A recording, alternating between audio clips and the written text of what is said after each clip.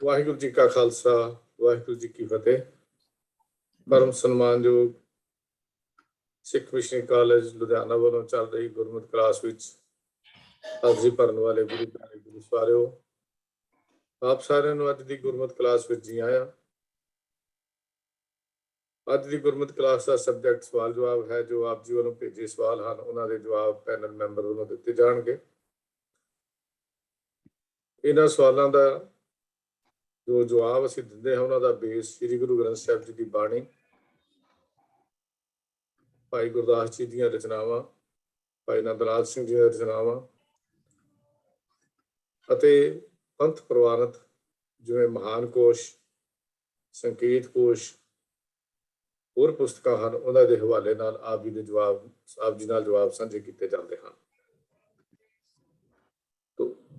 ਅੱਜ ਦਾ ਇਹ ਸਵਾਲ ਜਵਾਬ ਸੈਸ਼ਨ ਦੀ ਸੇਵਾ ਵੀਰ ਤਜਿੰਦਰ ਸਿੰਘ ਜੀ ਸਾਹਿਬ ਨਿਭਾ ਰਹੇ ਹਨ ਦਿੱਲੀ ਤੋਂ। ਮੈਂ ਉਹਨਾਂ ਨੂੰ ਬੇਨਤੀ ਕਰ ਰਿਹਾ ਹਾਂ ਕਿ ਅੱਜ ਦੇ ਸਵਾਲ ਜਵਾਬ ਦੇ ਸੈਸ਼ਨ ਨੂੰ ਸ਼ੁਰੂ ਕੀਤਾ ਜਾਵੇ। ਵੀਰ ਤਜਿੰਦਰ ਸਿੰਘ ਜੀ। ਵਾਹਿਗੁਰੂ ਜੀ ਕਾ ਖਾਲਸਾ ਵਾਹਿਗੁਰੂ ਜੀ ਕੀ ਫਤਿਹ। ਏਕ ਓਂਕਾਰ ਸਤਿਨਾਮ ਕਰਤਾ ਪੁਰਖ ਨਿਰਭਉ ਨਿਰਵੈਰ ਅਕਾਲ ਮੂਰਤ ਅਜੂਨੀ ਸੈਭੰ ਗੁਰ ਪ੍ਰਸਾਦ। ਵਾਹਿਗੁਰੂ ਵਾਹਿਗੁਰੂ ਵਾਹਿਗੁਰੂ ਵਾਹਿਗੁਰੂ ਵਾਹਿਗੁਰੂ ਵਾਹਿਗੁਰੂ ਜੀ ਕਾ ਖਾਲਸਾ ਵਾਹਿਗੁਰੂ ਜੀ ਕੀ ਫਤਿਹ। ਅਤੇ ਸਵਾਲ ਜਵਾਬ ਦੇ ਇਸ ਸੈਸ਼ਨ ਵਿੱਚ ਜੋ ਸਿੱਖ ਮਿਸ਼ਨਰੀ ਕਾਲਜ ਦੀ ਜੋ ਗੁਰਮਤਿ ਕਲਾਸ ਹੈ USA ਵਾਲੀ, ਸਾਰੇ ਹੀ ਵੀਰਾਂ ਭੈਣਾਂ ਦਾ ਜਿਹੜੇ ਦੇਸ਼ ਪ੍ਰਦੇਸ਼ ਤੋਂ ਮੈਨੂੰ ਜੁਆਇਨ ਕੀਤਾ ਹੈ, ਉਹਨਾਂ ਸਾਰਿਆਂ ਦਾ ਸਵਾਗਤ ਹੈ। ਜੀ ਆਇਆਂ। ਜਿਵੇਂ ਕਿ ਅਸੀਂ ਪਹਿਲਾਂ ਹੀ ਵੀਰ ਹਰਜੀਤ ਸਿੰਘ ਜੀ ਨੇ ਦੱਸਿਆ ਹੀ ਹੈ ਕਿ ਇਹਦੇ ਵਿੱਚ ਜੋ ਸਵਾਲ ਸਾਨੂੰ ਸੰਗਤਾਂ ਤੋਂ ਪ੍ਰਾਪਤ ਹੁੰਦੇ ਹਨ, ਉਹਨਾਂ ਦੇ ਜੋ ਜਵਾਬ ਹਨ, ਜੋ ਪੈਨਲ ਦੀ ਮੀਟਿੰਗ ਦੇ ਵਿੱਚ ਡਿਸਕਸ ਹੁੰਦੇ ਹਨ, ਉਸ ਅਨੁਸਾਰ ਸੋਮਵਾਰ ਵਾਲੇ ਦਿਨ, ਅੱਜ ਵਾਲੇ ਦਿਨ ਜਿਹੜੇ ਪੈਨਲ ਮੈਂਬਰਸ ਹਨ ਉਹ ਸਵਾਲਾਂ ਦੇ ਜਵਾਬ ਦਿੰਦੇ ਹਨ। ਤੋ ਮੈਂ ਸਭ ਤੋਂ ਪਹਿਲਾਂ ਬੇਨਤੀ ਕਰਾਂਗਾ ਕਿ ਸਰਦਾਰ ਕਿੱਕਰ ਸਿੰਘ ਜੀ ਨੂੰ ਉਹ ਸੰਗਤਾਂ ਦੇ ਨਾਲ ਫਤਿਹ ਬੁਲਾ ਕਰਕੇ ਸਾਂਝ ਪਾ ਲੈਣ ਜੀ। ਸਰਦਾਰ ਕਿੱਕਰ ਸਿੰਘ ਜੀ। ਸਰਦਾਰ ਕਿੱਕਰ ਸਿੰਘ ਜੀ, ਆਪਣੇ ਆਪ ਨੂੰ ਅਨਮਿਊਟ ਕਰੋ। ਵਾਹਿਗੁਰੂ ਜੀ ਕਾ ਖਾਲਸਾ ਵਾਹਿਗੁਰੂ ਜੀ ਕੀ ਫਤਿਹ। ਵਾਹਿਗੁਰੂ ਜੀ ਕੀ ਫਤਿਹ ਜੀ। ਸਰਦਾਰ ਜਗੀਰ ਸਿੰਘ ਜੀ, ਸੰਗਤਾਂ ਨਾਲ ਫਤਿਹ ਬੁਲਾ ਕੇ। ਵਾਹਿਗੁਰੂ ਜੀ ਕੀ ਫਤਿਹ। ਵਾਹਿਗੁਰੂ ਜੀ ਕੀ ਫਤਿਹ। ਸਰਦਾਰ ਪ੍ਰਭਕੀਰਤਨ ਸਿੰਘ ਜੀ, ਫਤਿਹ ਬੁਲਾ ਕਰਕੇ ਸਾਂਝ ਪਾਓ ਜੀ। ਸਰਦਾਰ ਕਿੱਕਰ ਸਿੰਘ, ਪ੍ਰਭਕੀਰਤਨ ਸਿੰਘ ਜੀ, ਅਨਮਿਊਟ ਕਰੋ। ਵਾਹਿਗੁਰੂ ਜੀ ਕਾ ਖਾਲਸਾ ਵਾਹਿਗੁਰੂ ਜੀ ਕੀ ਫਤਿਹ ਜੀ। ਮੈਂ ਭੈਣ ਮਨਿੰਦਰ ਕੌਰ ਜੀ ਨੂੰ ਬੇਨਤੀ ਕਰਾਂਗਾ ਕਿ ਉਹ ਫਤਿਹ ਬੁਲਾ ਕੇ ਸੰਗਤਾਂ ਨਾਲ ਸਾਂਝ ਪਾ ਲੈਣ ਜੀ। ਵਾਹਿਗੁਰੂ ਜੀ ਕਾ ਖਾਲਸਾ ਵਾਹਿਗੁਰੂ ਜੀ ਕੀ ਫਤਿਹ। ਆਓ ਇਸ ਸਵਾਲ ਜਵਾਬ ਦੇ ਜੋ ਅੱਜ ਦਾ ਸੈਸ਼ਨ ਹੈ ਉਸ ਨੂੰ ਆਰੰਭ ਕਰਦਿਆਂ ਹੋਇਆ ਮੈਂ ਸਭ ਤੋਂ ਪਹਿਲਾਂ ਬੇਨਤੀ ਕਰਾਂਗਾ ਕਿ ਅੱਜ ਦਾ ਜੋ ਪਹਿਲਾ ਸਵਾਲ ਹੈ ਉਹ ਹੈ ਕਿ ਸਤਿ ਸ਼੍ਰੀ ਅਕਾਲ ਦਾ ਕੀ ਅਰਥ ਹੈ ਔਰ ਇਸ ਨੂੰ ਕਿਸ ਕਿਸ ਮੌਕਿਆਂ ਦੇ ਉੱਪਰ ਬੋਲਿਆ ਜਾਂਦਾ ਹੈ। ਤੋ ਮੈਂ ਬੇਨਤੀ ਕਰ ਰਿਹਾ ਹਾਂ ਪੈਨਲ ਮੈਂਬਰ ਬੀਬੀ ਮਨਿੰਦਰ ਕੌਰ ਜੀ ਨੂੰ, ਉਹ ਇਸ ਦਾ ਭਾਵ ਜੋ ਹੈ ਸੰਗਤਾਂ ਦੇ ਨਾਲ ਸਾਂਝਾ ਕਰਨ। ਬੀਬੀ ਮਨਿੰਦਰ ਕੌਰ ਜੀ। ਵਾਹਿਗੁਰੂ ਜੀ ਕਾ ਖਾਲਸਾ ਵਾਹਿਗੁਰੂ ਜੀ ਕੀ ਫਤਿਹ। ਜਿਸ ਤਰ੍ਹਾਂ ਵੀਰ ਜੀ ਨੇ ਦੱਸਿਆ ਹੈ ਕਿ ਅੱਜ ਦਾ ਸਵਾਲ ਹੈ ਸਤਿ ਸ਼੍ਰੀ ਅਕਾਲ ਦਾ ਭਾਵ ਕੀ ਹੈ, ਕਦੋਂ ਇਸ ਦੀ ਅਸੀਂ ਵਰਤੋਂ ਕਰਨੇ ਹਾਂ। ਤੇ ਸਭ ਤੋਂ ਪਹਿਲਾਂ ਤਾਂ ਸਤਿ ਸ਼੍ਰੀ ਅਕਾਲ ਜਕਾਰੇ ਦਾ ਅੱਧਾ ਭਾਗ ਹੈ, ਪੂਰਾ ਹੈ ਬੋਲੇ ਸੋ ਨਿਹਾਲ ਸਤਿ ਸ਼੍ਰੀ ਅਕਾਲ। ਇਹ ਸਿੰਘਾਂ ਦਾ ਜੈਕਾਰਾ ਹੈ ਤੇ ਅਰਦਾਸ ਤੋਂ ਬਾਅਦ ਇਹ ਦੀਵਾਨ ਵਿੱਚ ਬੁਲਾਇਆ ਜਾਂਦਾ ਹੈ ਅਤੇ ਜੰਗਾਂ ਯੁੱਧਾਂ ਵਿੱਚ ਗਜਾਇਆ ਜਾਂਦਾ ਹੈ। ਸੋ ਇਹ ਗੁਰੂ ਗੋਬਿੰਦ ਸਿੰਘ ਪਾਤਸ਼ਾਹ ਦੁਆਰਾ ਬਖਸ਼ੇ ਜੈਕਾਰੇ ਦੇ ਜਵਾਬ ਵਿੱਚ ਦਿੱਤਾ ਜਾਂਦਾ ਹੈ। ਜੋ ਬੋਲਦੇ ਹਨ ਸੋ ਨਿਹਾਲ ਹੋ ਜਾਂਦੇ ਹਨ। ਨਿਹਾਲ ਹੋਣਾ ਤੋਂ ਭਾਵ ਹੈ ਬਹੁਤ ਖੁਸ਼ ਹੋਣਾ, ਆਨੰਦ ਦੀ ਅਵਸਥਾ ਨੂੰ ਪ੍ਰਾਪਤ ਕਰਨਾ। ਸਤਿ ਸ਼੍ਰੀ ਅਕਾਲ ਦਾ ਅਰਥ ਭਾਵ ਹੈ ਸਤ ਤੋਂ ਭਾਵ ਹੈ ਸੱਚ, ਟਰੂ। परमात्मा सदा होने वाला है। श्री दा मतलब अदब भी है ते सुंदर भी है, जिसनों सब तो उच्चा दर्जा प्राप्त है। अकाल जो काल तो रहता है, परमात्मा ले आया है जो काल तो परे है। अटल है, सब तो श्रोमणी है, ਉੱਚਾ है ते सदी भी होने वाला है। इस विच परमात्मा दी वडियाई ही कीती गई है, भावें जंगा युद्धां विच होवे ते भावें गुरु घर विच। समाप्ति समय होवे, ਸਿੰਘ ਜਦੋਂ किसी औखे समय विचों लगदे सन, किसी वैरी ਨੂੰ देखदे सन ਤੇ ਇੱਕ ਨੇ ਕਹਿ ਦੇਣਾ ਬੋਲੇ ਸੋ ਨਿਹਾਲ, ਤੇ ਨੇੜੇ ਤੇੜੇ ਜਿਹੜੇ ਵੀ ਹੁੰਦੇ ਸਨ ਉਹਨਾਂ ਸਾਰਿਆਂ ਨੇ ਕਹਿਣਾ ਸਤਿ ਸ਼੍ਰੀ ਅਕਾਲ। ਤੇ ਇਹ ਇੱਕ ਪ੍ਰਭਾਵ ਜਿਹਾ ਹੋ ਜਾਂਦਾ ਸੀ ਕਿ ਕਿਤਨੇ ਸਿੱਖ ਹਨ। ਪਰ ਸਿੱਖ ਜਦੋਂ ਆਪਸ ਵਿੱਚ ਮਿਲਦੇ ਹਨ ਤੇ ਫਤਿਹ ਬੁਲਾਉਂਦੇ ਹਨ। ਵਾਹਿਗੁਰੂ ਜੀ ਕਾ ਖਾਲਸਾ, ਵਾਹਿਗੁਰੂ ਜੀ ਕੀ ਫਤਿਹ। ਪਰ ਅਸੀਂ ਦੇਖਦੇ ਹਾਂ ਕਿ ਅੱਜ ਕੱਲ ਉਹਦੇ ਨਾਲ ਸ਼੍ਰੀ ਵੀ ਲਗਾ ਦਿੰਦੇ ਹਨ, पर फतेह बुलान लग्या श्री नहीं लगानी है। श्री वाहिगुरु जी का खालसा, श्री वाहिगुरु जी की फतेह इस तरह नहीं बोलना है। सिंपल वाहिगुरु जी का खालसा, वाहिगुरु जी की फतेह ही बोलना है। सिख वास्ते फतेह बुलानी गुरु गोबिंद सिंह जी का हुक्म है। आगे आवत सिंह जो पावे, वाहिगुरु जी की फतेह बुलावे। इसलिए सानू आपस विच मिलन समय फतेह ही बुलानी चाहिए है। ਇਹ ਰਵਾਇਤ ਸਮੇਂ ਨਾਲ ਲੁਪਤ ਹੁੰਦੀ ਜਾ ਰਹੀ ਹੈ। ਕਈ ਵਾਰੀ ਅਸੀਂ ਸਿਰਫ ਫਤਿਹ ਜੀ ਕਹਿ ਦਿੰਦੇ ਹਾਂ ਜਾਂ ਫਤਿਹ ਹੀ ਸਿਰਫ ਕਹਿ ਦਿੰਦੇ ਹਾਂ। ਸਮੇਂ ਨਾਲ ਕਾਫੀ ਕੁਝ ਆਪਣੇ ਆਪ ਹੀ ਬਦਲ ਜਾਂਦਾ ਹੈ। ਅੱਜ ਕੱਲ ਅਸੀਂ ਦੇਖਦੇ ਹਾਂ ਕਿ ਪੂਰਾ ਸਤਿ ਸ਼੍ਰੀ ਅਕਾਲ ਵੀ ਨਹੀਂ ਬੁਲਾਉਂਦੇ, ਉਸਨੂੰ ਵੀ ਸਤਿ ਸ਼੍ਰੀ ਅਕਾਲ ਜਾਂ ਹੋਰ ਛੋਟਾ ਕਰ ਸੱਸੀ ਰਿਆ ਮੂੰਹ ਵਿੱਚ ਹੀ ਰਹਿ ਜਾਂਦਾ ਹੈ ਤੇ ਸੱਸੀ ਕਾਲ ਇਸ ਤਰ੍ਹਾਂ ਬੁਲਾ ਦਿੰਦੇ ਹਾਂ। जबकि गुरु साहब जी ने बिल्कुल क्लियरिटी दी है कि मिलन लग्या वाहिगुरु जी का खालसा, वाहिगुरु जी की फतेह बुलानी है अते दीवान दी समाप्ति ते जकारा गजाया जाना है। ते जंगा युद्धा समय भी जकारा गजाया जाता है, जो कि चढ़दी कला दा प्रतीक है। जे मौत भी आ गई ते भी वो निहाल है। वेखन वाली गल है कि असी इस प्रति किन्ने सुचेत हाँ। दसवें गुरु तो पहला भी सत श्री अकाल पंजाब विच बुलाया जाता सी ते लोकां विच प्रचलित भी सी। जेकर शिष्टाचार वजों बुलाया जान वाला शब्द दसवें पातशाह वालों जां बाद विच प्रचलित होया है तां यह पूरे जकारे दा कुछ हिस्सा ही है। गुरु दे हुक्म मुताबिक सिखां ने आपस विच मिलन वेले फतेह बुलानी है। सत श्री अकाल अपने आप विच अधूरा जयकारा है। एक सिख नूं हमेशा पूरा जयकारा ही गजाना चाहिए है, जो कि इस तरह है बोले सो निहाल सत श्री अकाल। यह जयकारा किसी कारज की आरंभता समाप्ति या जंगा जुंदा विच सिंह आम ही गजाउंदे सन, जिस नाल सिखां नूं नवी ऊर्जा शक्ति अते चढ़दी कला वाला बल प्राप्त हुंदा सी। वाहिगुरु जी का खालसा, वाहिगुरु जी की फतेह। फतेह।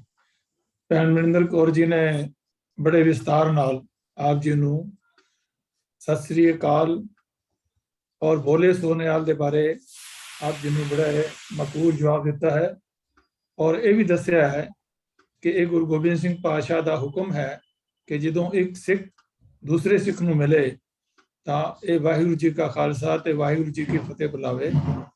ਔਰ ਬਾਕੀ ਜਿਹੜਾ ਸਤਿ ਸ਼੍ਰੀ ਅਕਾਲ ਦੇ ਬਾਰੇ ਹੈ, ਮੈਂ ਆਪ ਜੀ ਨਾਲ ਇੱਕ ਵਿਚਾਰ ਸਾਂਝਾ ਕਰਨਾ ਚਾਹਨਾ ਕਿ ਮੈਂ ਕੁਝ ਸਮਾਂ ਆਸਟ੍ਰੇਲੀਆ ਵਿੱਚ ਰਿਹਾ ਤੇ ਇੱਥੇ ਬਹੁਤਾ ਸਮਾਂ ਇੰਡੀਆ 'ਚ ਬਿਤਾਇਆ ਹੈ ਤੇ ਇੱਥੇ ਦੇਖਿਆ ਸੀ ਕਿ ਗੁਰਦੁਆਰਿਆਂ ਦੇ ਅੰਦਰ ਜਿਸ ਵੇਲੇ ਕੋਈ ਬੋਲੇ ਸੋ ਨਿਹਾਲ ਬੋਲਦਾ ਸੀ ਤੇ ਸਤਿ ਸ਼੍ਰੀ ਅਕਾਲ ਜਿਵੇਂ ਛੋਟੇ ਬੱਚਿਆਂ ਨੂੰ ਅਸੀਂ ਬੁਲਾਉਂਦੇ ਹਾਂ ਤਾਂ ਉਸ ਤਰ੍ਹਾਂ ਹੀ ਬੁਲਾਇਆ ਜਾਂਦਾ ਹੈ, ਕਿਉਂਕਿ ਇਸ ਤਰ੍ਹਾਂ ਬੁਲਾਵਾਂਗੇ ਤੇ ਸਾਨੂੰ ਜਿਹੜੇ ਇਹਦੇ ਮੇਨ ਪਾਰਟ ਆ ਸਤਿ ਸ਼੍ਰੀ ਅਕਾਲ उसके नाल साडी सांझ नहीं पवेगी और सानू समझ नहीं आएगी कि ये जो सानू जकारा बख्शिश किया है गुरु गोबिंद सिंह पातशाह जी ने उसका भाव की है, उसका अर्थ की है। तो आस्ट्रेलिया दे विच मैं देखा कि उत्थे गुरुद्वारे साहब के अंदर जिहड़े अरदासीए सिंह सन ਉਹ ਇਸ ਗੱਲ ਦੇ ਉੱਪਰ ਜ਼ਿਆਦਾ ਜ਼ੋਰ ਦਿੰਦੇ ਸਨ ਕਿ ਜਦੋਂ ਬੋਲੇ ਸੋ ਨਿਹਾਲ ਬੋਲਿਆ ਜਾਏ ਤੇ ਸਤਿ ਸ਼੍ਰੀ ਅਕਾਲ ਪਾਸ ਦੇ ਕਰਕੇ ਉਹ ਬੁਲਾਉਂਦੇ ਸਨ। ਤਾਂ ਬੜਾ ਚੰਗਾ ਲੱਗਿਆ ਕਿ ਵਿਦੇਸ਼ਾਂ ਵਿੱਚ ਵੀ ਇਸ ਚੀਜ਼ ਦੇ ਬਾਰੇ ਅਵੇਅਰਨੈਸ ਹੈ, ਔਰ ਸਾਨੂੰ ਆਪਣੇ ਦੇਸ਼ ਦੇ ਅੰਦਰ ਵੀ ਇਸ ਬਾਰੇ ਅਵੇਅਰਨੈਸ ਜਿਹੜੀ ਹੈ ਉਹ ਕ੍ਰੀਏਟ ਕਰਨੀ ਚਾਹੀਦੀ ਹੈ। ਜਿੱਥੇ ਕਿਤੇ ਵੀ ਅਸੀਂ ਗੁਰਦੁਆਰਿਆਂ ਵਿੱਚ ਜਾਂਦੇ ਹਾਂ, ਸਾਨੂੰ ਚਾਹੀਦਾ ਹੈ ਕਿ ਉੱਥੇ ਜਾ ਕਰਕੇ ਜਿਹੜੇ ਅਰਦਾਸ ਕਰਨ ਵਾਲਾ ਸਿੰਘ ਜਾਂ ਖਾਸ ਤੌਰ ਦੇ ਉੱਪਰ ਉਸ ਨੂੰ ਬੇਨਤੀ ਕੀਤੀ ਜਾਏ ਜਾਂ ਕਿਸੇ ਪ੍ਰਬੰਧਕ ਨਾਲ ਬੇਨਤੀ ਕੀਤੀ ਜਾਏ ਕਿ ਇਹ ਪੂਰਾ ਜਕਾਰਾ ਜਿਹੜਾ ਹੈ ਪੂਰੇ ਜੋਸ਼ ਔਰ ਖਰੋਸ਼ ਦੇ ਨਾਲ ਬੋਲਣਾ ਚਾਹੀਦਾ ਹੈ। ਔਰ ਸਤਿ ਸ਼੍ਰੀ ਅਕਾਲ ਨਿਖੇੜ ਕੇ 3 ਜਿਹੜੇ ਵਰਡ ਹਨ, ਜਿਵੇਂ ਭੈਣ ਜੀ ਨੇ ਦੱਸਿਆ ਹੈ, ਉਸ ਤਰ੍ਹਾਂ ਹੀ ਸਾਨੂੰ ਇਸ ਨੂੰ ਰਹਿਣਾ ਚਾਹੀਦਾ ਹੈ। ਬਹੁਤ ਬਹੁਤ ਧੰਨਵਾਦ ਭੈਣ ਮਨਿੰਦਰ ਕੌਰ ਜੀ, ਆਪ ਜੀ ਦੇ ਢਿੱਲੇ ਹੋਣ ਦੇ ਬਾਵਜੂਦ ਵੀ ਆਪ ਜੀ ਨੇ ਇਹ ਸੇਵਾ ਨਿਭਾਈ ਹੈ। ਬਹੁਤ ਬਹੁਤ ਧੰਨਵਾਦ ਆਪ ਜੀ ਦਾ। ਹੁਣ ਅਗਲਾ ਸਵਾਲ ਅਸੀਂ ਲੈਣੇ ਆ ਕਿ ਕੀ ਗੁਰੂ ਗ੍ਰੰਥ ਸਾਹਿਬ ਜੀ ਦੀ ਤਾਬਿਆ ਕੇਵਲ ਗ੍ਰੰਥੀ ਸਿੰਘ ਹੀ ਬੈਠ ਸਕਦਾ ਹੈ?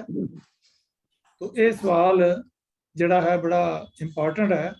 ਉਹ ਕਈ ਵਾਰੀ ਇਹਦੇ ਵਿੱਚ ਸਾਨੂੰ ਰਹਿਤ ਮਰਿਆਦਾ ਦਾ ਵੀ ਜਿਹੜਾ ਹੈ ਉਹ ਸਹਾਇਤਾ ਲੈਣੀ ਪੈਂਦੀ ਹੈ ਕਿ ਸਾਨੂੰ ਸਿੱਖ ਰਹਿਤ ਮਰਿਆਦਾ ਇਸ ਬਾਰੇ ਸਾਨੂੰ ਕੀ ਗਾਈਡੈਂਸ ਦਿੰਦੀ ਹੈ, ਕੀ ਗਾਈਡਲਾਈਨ ਦਿੰਦੀ ਹੈ। ਤਾਂ ਮੈਂ ਬੇਨਤੀ ਕਰਾਂਗਾ ਵੀ ਜਗੀਰ ਸਿੰਘ ਜੀ ਨੂੰ ਉਹ ਇਸ ਸਵਾਲ ਦਾ ਸਾਨੂੰ ਜੋ ਖੋਲ ਕੇ ਜਵਾਬ ਸਮਝਾਉਣ ਕਿ ਗੁਰੂ ਗ੍ਰੰਥ ਸਾਹਿਬ ਜੀ ਦੀ ਤਾਬਿਆ ਵਿੱਚ ਕੌਣ ਬੈਠ ਸਕਦਾ ਹੈ। ਇਸ ਬਾਰੇ ਵੀਰ ਜਗੀਰ ਸਿੰਘ ਜੀ। ਵਾਹਿਗੁਰੂ ਜੀ ਕਾ ਖਾਲਸਾ, ਵਾਹਿਗੁਰੂ ਜੀ ਕੀ ਫਤਿਹ। ਜਿਸ ਤਰ੍ਹਾਂ ਵੀਰ ਜੀ ਨੇ ਦੱਸਿਆ ਹੈ ਵੀ ਸਵਾਲ ਹੈ ਸਾਡਾ ਕਿ ਗੁਰੂ ਗ੍ਰੰਥ ਸਾਹਿਬ ਜੀ ਦੀ ਤਾਬਿਆ ਕੇਵਲ ਗ੍ਰੰਥੀ ਸਿੰਘ ਹੀ ਬੈਠ ਸਕਦੇ ਹਨ ਜੀ। ਇਹਦੇ ਬਾਰੇ ਵਿਚਾਰ ਇਹ ਹੈ ਵੀ ਸਿੱਖ ਰਹਿਤ ਮਰਿਆਦਾ ਦੇ ਅਨੁਸਾਰ ਦੀਵਾਨ ਸਮੇਂ ਸੰਗਤ ਵਿੱਚ ਸ੍ਰੀ ਗੁਰੂ ਗ੍ਰੰਥ ਸਾਹਿਬ ਜੀ ਦੀ ਤਾਬਿਆ ਕੇਵਲ ਸਿੱਖ, ਜਿਹਦੇ ਵਿੱਚ ਮਰਦ ਜਾਂ ਤੀਵੀਂ ਇਸਤਰੀ ਹੀ ਬੈਠਣ ਦਾ ਅਧਿਕਾਰੀ ਹੈ। ਇਹ ਵੀ ਲਿਖਿਆ ਹੈ ਵੀ ਸੰਗਤ ਨੂੰ ਪਾਠ ਕੇਵਲ ਸਿੱਖ ਹੀ ਕਰਕੇ ਸੁਣਾਵੇ। ਇੱਕ ਥਾਂ ਤੇ ਇਹ ਵੀ ਲਿਖਿਆ ਹੈ ਵੀ ਨਾਲ ਹੀ ਲਿਖਿਆ ਆਪਣੇ ਆਪ ਲਈ ਪਾਠ ਕੋਈ ਵੀ ਗੈਰ ਸਿੱਖ ਵੀ ਕਰ ਸਕਦਾ ਹੈ। ਕੀਰਤਨ ਬਾਰੇ ਵੀ ਲਿਖਿਆ ਹੈ ਵੀ ਸੰਗਤ ਵਿੱਚ ਕੀਰਤਨ ਕੇਵਲ ਸਿੱਖ ਹੀ ਕਰ ਸਕਦਾ ਹੈ। ਸੋ ਸਾਨੂੰ ਇਹਨਾਂ ਗੱਲਾਂ ਦਾ ਧਿਆਨ ਰੱਖਣਾ ਚਾਹੀਦਾ ਹੈ ਵੀ ਜੋ ਸੰਗਤ ਦੇ ਵਿੱਚ ਬੈਠਣਾ ਤਾਂ ਸਿਰਫ ਸਿੱਖ ਹੀ, ਮਰਦ ਹੋਵੇ ਚਾਹੇ ਇਸਤਰੀ ਹੋਵੇ, ਕੋਈ ਵੀ ਬੈਠ ਸਕਦਾ ਹੈ। ਵਾਹਿਗੁਰੂ ਜੀ ਕਾ ਖਾਲਸਾ, ਵਾਹਿਗੁਰੂ ਜੀ ਕੀ ਫਤਿਹ। ਅਤੇ ਵੀਰ ਜਗੀਰ ਸਿੰਘ ਜੀ ਨੇ ਸਾਨੂੰ ਰਹਿਤ ਮਰਿਆਦਾ ਦੇ ਵਿੱਚੋਂ ਜਿਹੜੀ ਆ ਕੋਟੇਸ਼ਨ ਦੇ ਕਰਕੇ ਸਾਨੂੰ ਦੱਸਿਆ ਹੈ ਕਿ ਜਿਸ ਵੇਲੇ ਦੀਵਾਨ ਲੱਗਿਆ ਹੋਵੇ ਤਾਂ ਉੱਥੇ ਕੇਵਲ ਗ੍ਰੰਥੀ ਸਿੰਘ ਜਿਹੜਾ ਹੈ ਉਹ ਮਹਾਰਾਜ ਦੀ ਤਾਬਿਆ ਬੈਠੇ, ਕਿਉਂਕਿ ਉਸ ਵਕਤ ਉਸ ਦਾ ਜੋ ਦਰਜਾ ਹੈ ਉਹ ਗੁਰੂ ਸਾਹਿਬ ਦੇ ਵਜ਼ੀਰ ਦਾ ਹੈ। ਔਰ ਇਸ ਕਰਕੇ ਉਸਨੇ ਜੋ ਉਪਦੇਸ਼ ਰੂਪ ਵਿੱਚ ਜੋ ਹੁਕਮ ਜੋ ਸਰਵਣ ਕਰਵਾਉਣਾ ਹੈ ਸੰਗਤਾਂ ਨੂੰ, ਉਸ ਵਾਸਤੇ ਉਸ ਦੀ ਜਿਹੜੀ ਹੈ ਉਹ ਖਾਸ ਡਿਊਟੀ ਹੁੰਦੀ ਹੈ। ਤਾਂ ਇਸ ਕਰਕੇ ਦੀਵਾਨ ਦੇ ਵਿੱਚ ਜੋ ਪਾਠ ਕਰਨਾ ਹੈ ਜਾਂ ਉੱਥੇ ਕੋਈ ਕਥਾ ਵਿਚਾਰ ਕਰਨੀ ਹੈ, ਉਹ ਕੇਵਲ ਜਿਹੜੀ ਹੈ ਉਹ ਜੋ ਗ੍ਰੰਥੀ ਸਿੰਘ ਹੈ ਉਹੀ ਮਹਾਰਾਜ ਦੇ ਤਾਬਿਆ ਬੈਠੇ। ਤੇ ਇਹੀ ਸਾਨੂੰ ਜਿਹੜੀ ਹੈ ਰਹਿਤ ਮਰਿਆਦਾ ਦੇ ਵਿੱਚੋਂ ਜਿਹੜੀ ਹੈ ਉਹ ਗਾਈਡੈਂਸ ਮਿਲਦੀ ਹੈ। ਹਾਂ, ਪ੍ਰਾਈਵੇਟ ਤੌਰ ਦੇ ਉੱਪਰ ਕਿਸੇ ਨੇ ਸਹਿਜ ਪਾਠ ਰੱਖਿਆ ਹੈ ਤੇ ਉਹ ਅਲੱਗ ਆਪਣੇ ਕਮਰੇ ਦੇ ਅੰਦਰ ਜਿੱਥੇ ਮਹਾਰਾਜ ਦਾ ਪ੍ਰਕਾਸ਼ ਹੋਵੇ ਉੱਥੇ ਬੈਠ ਕਰਕੇ ਪਾਠ ਕਰ ਸਕਦਾ ਹੈ, ਗੁਰਬਾਣੀ ਦੀ ਵਿਚਾਰ ਕਰ ਸਕਦਾ ਹੈ, ਸਹਿਜ ਪਾਠ ਕਰ ਸਕਦਾ ਹੈ। ਤਾਂ ਉਸ ਬਾਰੇ ਕੋਈ ਰੁਕਾਵਟ ਨਹੀਂ ਹੈ। तो ये जो सिख मत है ये सारे वास्ते है, सारे सांझे तौर के उपर ये गुरु ग्रंथ साहब दे जिहड़े हन गुरु साझे हैं सारियां दे। लेकिन जित तक दीवान की गल है, दीवान दे विच केवल जिहड़े ग्रंथी सिंह हन वही महाराज जी ताबिया दे विच बैठा करन। वीर जगीर सिंह जी आप जी का बहुत बहुत धन्यवाद, आप जी ने इस पॉइंट नूं क्लीयर किया है। आ हुण अगला सवाल लईए असीं, वो गुरबाणी नाल संबंधित है कि भाई गुरदास जी का कवित नंबर 95 है कि पवन गवन जैसे गुड़िया उड़त रहे। ये जो शब्द है ये कवित पूरा जो है इसकी व्याख्या सानू करके दसन कि इस दे विच भाई गुरदास जी ने की विशा जड़ा है वो सानू समझाया है और किन्ना किन्ना गल्लां दा सानू एग्जाम्पल दे करके इस दे अंदर जो भाव अर्थ है सेंट्रल आइडिया है उन्होंने सानू समझाउण दी किरपा करन। वीर केकर सिंह जी ਨੂੰ ਬੇਨਤੀ ਕਰ ਰਹੇ ਜੀ। ਵੀਰ ਜੀ ਵਾਹਿਗੁਰੂ ਜੀ ਕਾ ਖਾਲਸਾ, ਵਾਹਿਗੁਰੂ ਜੀ ਕੀ ਫਤਿਹ ਜੀ। ਅੱਜ ਦਾ ਜੋ ਗੁਰਬਾਣੀ ਬਾਰੇ ਪ੍ਰਸ਼ਨ ਹੈ ਜੀ, ਇਹ ਭਾਈ ਗੁਰਦਾਸ ਦੇ ਕਵਿਤਾਂ ਵਿੱਚੋਂ ਇੱਕ ਹੈ ਤੇ ਇਸ ਦਾ ਜੋ ਮੂਲ ਪਾਠ ਹੈ ਉਹ ਇਸ ਤਰ੍ਹਾਂ ਹੈ। पवन गवन जैसे गुड़िया उड़त रहे, पवन रहत गुड़ी उड़ न सकत है। डोरी की मरोर जैसे लटुआ फिरत रहे, ताओ हाओ मिटै गिर परै होए थकत है।